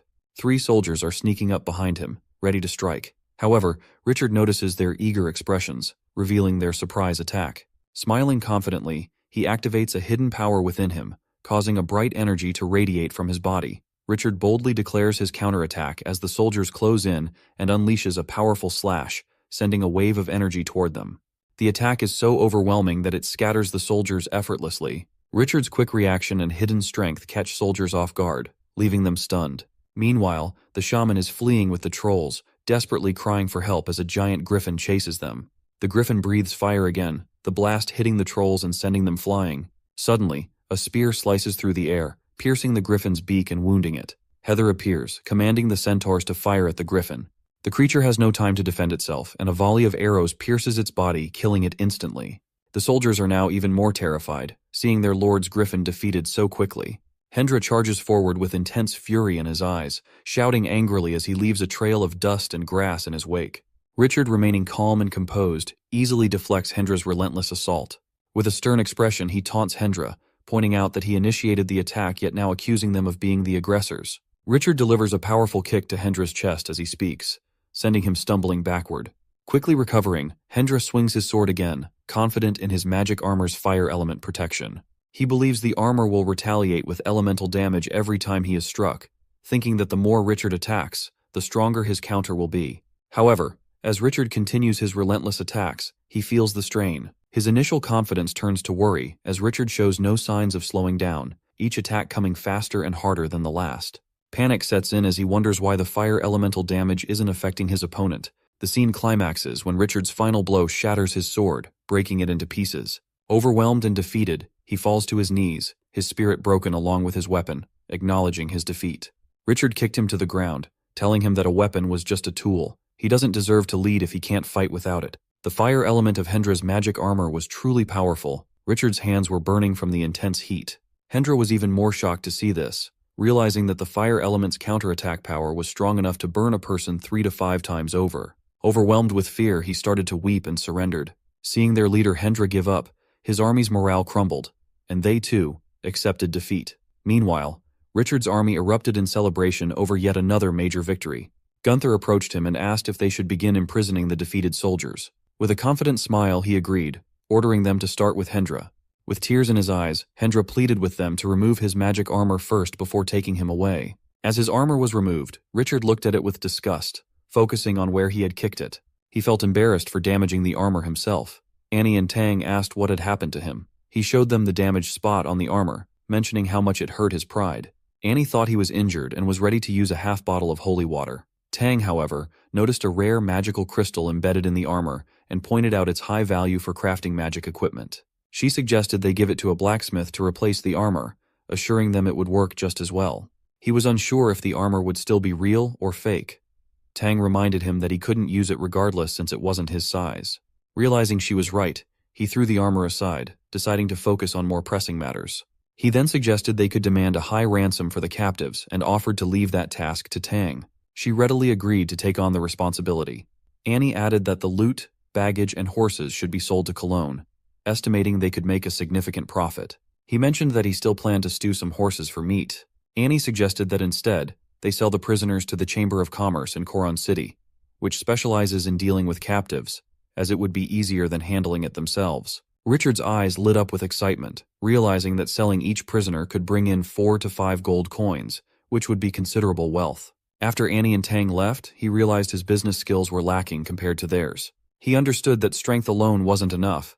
He still needed to learn many rules and lessons, which gave him a headache.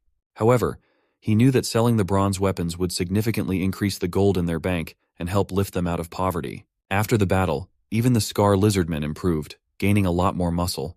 The terrain dragons also showed signs of growth, their muscles swelling. Richard noted that they were gaining valuable experience in team battles, which was exciting. As night fell, he had dinner with Annie and Tang. Tang told him she planned to go to Kowloon to exchange gold coins and strongly suggested him join her. She explained that their enemy then was the Stuart garrison and that tensions with Pompeii had been high in recent years. Therefore, he needed to report his battle with the Stuarts to the House of Lords. He was unsure if this would be considered an official intrusion by the Stuarts, thinking it might be overblown. She countered that it wasn't his call to make. Surprised, he asked if Pompeii might use this situation to stir up trouble. Annie chimed in, saying to leave the politics to their leader. As long as they made a move as a group, they could benefit from it. Richard agreed and decided that Annie would assist them on this journey in a few days. The story continued as they spent 6 days collecting spoils and captives before setting off. He watched Tang manage a long line of soldiers with admiration. Among the prisoners was Lord Hendra, who was in rough shape. Suddenly he shouted, claiming he knew Richard was practicing the holy word prayer. Hendra tried to step out of line as he spoke, but the guards quickly restrained him. Richard teased him, saying he shouldn't make such statements, especially with his long mustache. Hendra insisted that only the holy word prayer, with its lack of elemental fluctuation, could give Richard such power. Richard dismounted and admitted he was right, but there was no reward for the correct answer. Hendra stumbled toward him, asking what level he was at since not even the fire element's counterattack could affect him. He reluctantly admitted that something had gone wrong and couldn't advance to the apocalypse stage.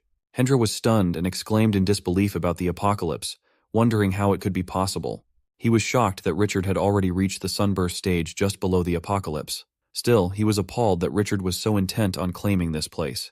Curious, he asked what exactly Richard's problem was. With a grin, he replied that his problem was he hadn't even reached the Xinghua stage yet. The revelation was too much for Hendra, who fainted on the spot. After a few days of travel, Richard and his party finally reached Solon City. Richard couldn't help but think about how quickly time had passed as he arrived. It felt like he had come to Solon City alone only yesterday, unsure of what the future held. But now, things were different. He was no longer the man he used to be. He was now the lord of thousands of elite warriors and hundreds of centaur rangers. Returning to this familiar place gave him a whole new perspective. While most of his group followed Annie to complete their business, Richard explored the city independently. He made his way to a bar, but as he sipped his ale, he found it strange without ice. The bartender apologized, explaining that ice was too expensive to store. Just then, a group of thugs barged in, loudly ordering drinks and tossing a few coins on the counter. The bartender quickly pointed out that the money they offered was nothing but worthless copper. One of the thugs, a big man, angrily asked how he dared to question the payment of his lord. Richard, unimpressed, watched them rant and rave. The giant thug then claimed that their lord was none other than Baron Richard of Alpine Fortress. At this, Richard nearly choked on his drink in shock. Another thug casually slung an arm around Richard's shoulders, saying he'd already heard of Baron Richard. Richard dryly responded that he had indeed heard the name. The bartender asked if they meant Baron Richard, who was highly respected by the wilderness tribes. The big thug laughed, boasting that their lord had recently defeated an entire Stuart legion with just 300 men. The fake Richard grinned arrogantly, pretending to be the tale's hero. As he listened, Richard realized Annie's movements were faster than he'd thought. News of their arrival had spread through the city in just a few hours. Playing along, Richard calmly told the faker that he was, in fact, the Baron of Alpine Fortress. The faker agreed without missing a beat, then dramatically drew his sword, slashing it into the table and declaring it the dragon-slaying great sword. People began to believe the thug was genuinely Richard, thinking that if he could swing the dragon-slaying great sword with such ease, he must be the real deal. But Richard knew better. He could tell that the sword was a cheap imitation of light iron, only a fraction of the weight and strength of natural iron. Eyeing the thugs, Richard asked if they were Gunther and Hutt. Surprised by the bold question, they responded with a blatant lie, but Richard pointed out that Hut was supposed to be a centaur. Caught off guard, the faker claimed his excellent writing skills had simply led to such wild rumors. Richard then repeated his earlier cynical wisdom, that most things people say are lies, and if something seems logical but goes against mainstream beliefs, it's probably so well crafted that it only appears to be true. Richard told the crowd that he still believed the real Hut was a centaur.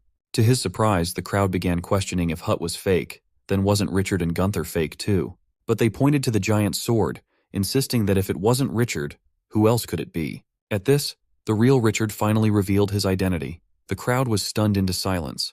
The big thug, trying to maintain his act, mockingly asked Richard where he was headed. Richard casually replied that he was going to the noble courts.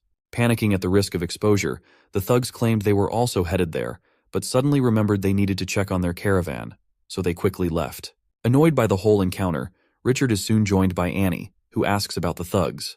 Richard brushes it off, calling them old acquaintances. However, he mentions that the caravan is ready, but he needs to go to the noble court to look for Solon.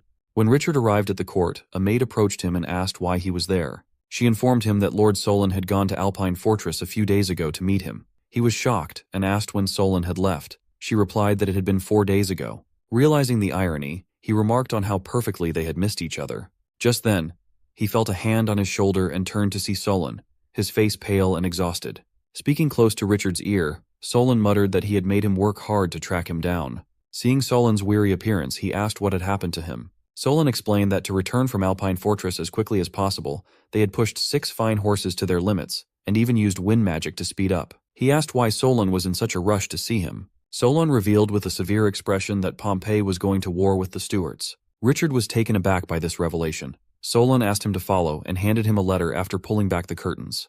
Observing Solon's dramatic gestures, he jokingly said with a smile that they were setting the mood for a romantic date. However, as he opens the letter, he is shocked to find a command for revenge over the attack on him, declaring war on the Strouts. Stunned, he tossed the letter aside, exclaiming that war was declared over such a minor issue. Still, he felt flattered that his Alpine fortress was at the center of such a significant event. He told Solon that the Majesty is protective, though the attack on the Alpine fortress wasn't that severe. Solon then revealed that he was not the real reason for the war. Strout had actually declared war on them first, handing him another letter, which encrypted that Pompey nobles had attacked Hendra during a routine patrol and died while trying to assist. Enraged, Richard tore up the letter, frustrated that the Alpine fortress was wrongfully blamed for a sneak attack when he hadn't even killed Hendra. Solon added that since Strout won't admit to the truth, there's no way to prove it, and the conflict has reached a point where only war can resolve it. He pressed for more details, and Solon informed him that 5 years ago, Pompey and Strout discovered a rich magic crystal mine on a disputed border. The vast reserve sparked a fierce disagreement over ownership, pushing both sides toward war. Realizing the stakes, he understood that the war was inevitable due to the mine. Solon admitted he feared the impending war, but Richard dismissed his concerns, asking what there was to fear. Solon then told him that he would need to stay for a few days, because someone important wanted to meet him. Curious, Richard suggested they meet right away, but Solon explained that the person was busy. Richard assumed it was the governor of the Northeast, but to his surprise, it turned out to be the Majesty himself, the administrator of Pompeii. After some days, they arrived at the Majesty's place, where they were warmly welcomed, and Richard found the Majesty surprisingly pleasant. The Majesty quickly reached the point, stating that the two countries had declared war on each other. He then asked Richard who was a nominal party to share his thoughts. Confused, Richard didn't quite understand what was meant by nominal party. Solon clarified, explaining that the Majesty referred to the need for a heroic figure to rally the people's morale during the war. He understood but felt a growing dread because such figures are often sent to the front lines and rarely make it back. He definitely didn't want to be part of that. When the Majesty asked who Richard thought would be a more suitable hero, he, ever the cunning strategist, quickly suggested that the chief of the noble court, Lord Solon, would be perfect for the role. Solon, though irritated, was also clever enough to see through Richard's ploy. He sternly told Richard not to be rude, pointing out that the hero had to be him, as his name was already listed on the war declaration between the two countries as the Lord of Alpine Fortress. The Majesty chuckled, telling Richard not to see it as a burden. He then instructed Solon to pour a glass of wine for everyone. While Solon went to fetch the drinks, the Majesty informed Richard that the military was ready to grant him the Eagle Knight title, emphasizing that it was a rare honor, especially during peacetime. Richard, always crafty, responded with mock humility, explaining that their countryside guard at the Alpine fortress was so poor they couldn't even fend off common thieves. Then, with a sly grin, he suggested that he might consider accepting the honor if they were given half of the Supreme Court Mage Corps. As Solon returned, he overheard Richard's bold request and couldn't help but admire the audacity. The Majesty, understanding his hesitation, agreed to discuss it later but had another pressing matter to address. He mentioned that a tribe of Scars, who were supposed to respond to the Pompeii call, had mysteriously disappeared halfway through the wilderness. Richard's face turned pale when the Majesty pointed out that the Alpine fortress was in that wilderness. The Majesty asked if he knew what had happened to the Scars, stressing that their bore-heavy cavalry was essential and irreplaceable. Richard, who had been smug earlier, now found himself dramatically overreacting, likely in an attempt to change the subject. He quickly urged the Majesty to drop the topic and, with exaggerated emotion, claimed to feel a fire of justice burning within him. This was likely his way of trying to distract from his discomfort, as he eagerly volunteered to take on a task involving the Eagle Knight, hoping to shift the focus away from the uncomfortable questions. The Majesty, noticing his sudden change in demeanor, asked if he had reconsidered. Richard then declared with fervor that it is the duty of every Pompeian to serve their country. The Majesty chuckled, remarking that as an Eagle Knight, fame and prestige come naturally. He added that Richard's guards would be temporarily assigned to the Dragon's Claw Legion, with significant autonomy. This again irritated Richard, as the Dragon's Claw was infamous for its brutal and bloody battles. He knew that no one emerged from those conflicts unscathed, whether friend or foe. Solon then informed Richard that His Royal Highness also served in this legion. Richard was taken aback to learn that the Majesty's son was part of it. The Majesty confirmed, saying that his son Bedrick was indeed there. Surprised by this, Richard thought a legion with the prince in it must face the least dangerous battles and reap the most rewards. Later, during a break, he told Solon that the Majesty's vision seemed impaired. Solon replied that it was nearly gone, but that His Majesty's mastery of vindictive cultivation was so advanced that he could sense the world through a combination of spiritual and vindictive power. Solon explained that the previous kings of various nations were often weak in strength, not due to lack of intelligence but because power consumes energy and time. However, their esteemed Majesty Sagras had managed to excel in both. Hearing an old man praise another so earnestly made Richard feel awkward. He told Solon to stop and asked if they should go to Dragon's Claw first to get familiar with it, which Solon agreed was necessary. They headed there immediately, passing by soldiers training for war. A soldier approached them, asking about their business. Solon introduced Richard as Baron of the Alpine Fortress, and explained that they were there on the orders of His Majesty to observe a particular event. Upon reading the Majesty's orders, the soldier was stunned and quickly led them inside. Seeing the soldier's reaction, both of them exchanged confused glances. The soldier brought them to a room and, after knocking, opened the door. Inside, a group of fakers was deeply engrossed in planning something with the soldiers. Enraged, Richard wanted to kill them on the spot. Solon was bewildered by what was happening. However, one big guy among them quickly apologized, asking Richard, as an Eagle Knight, to forgive their little joke, insisting that they meant no harm. Richard asked who they were. He said he was Bedrick. Both of them were surprised to know it. Solon couldn't believe he was the son of the Majesty Sagras, noting his tall figure and slightly dark skin. Bedrick says that his father must have mentioned him to them, but they were also confused that he didn't look like the Sagres' son or suspected him to be a fake replacement. Now the other two also reveal their true identities. One of them was a member of the court mages, Byrne, and the other was a high-ranking swordsman at the court of Corone. Richard was overwhelmed by them after all. He considers them a typical combination of stubborn master and traitor. Most kings have multiple heirs, making competing for heirs easy, but in this respect, Sagras' Majesty is unique, with only Bedrick as a child.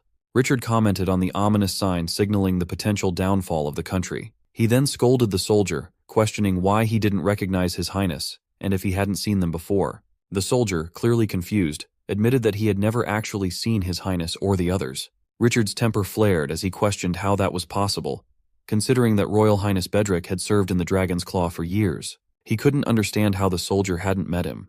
Bedrick intervened, explaining that although he was officially listed as serving there, this was his first time actually being present. He continued, noting how each new generation seemed to be getting worse. Richard, with a sly hint, reminded him that he too was part of that younger generation.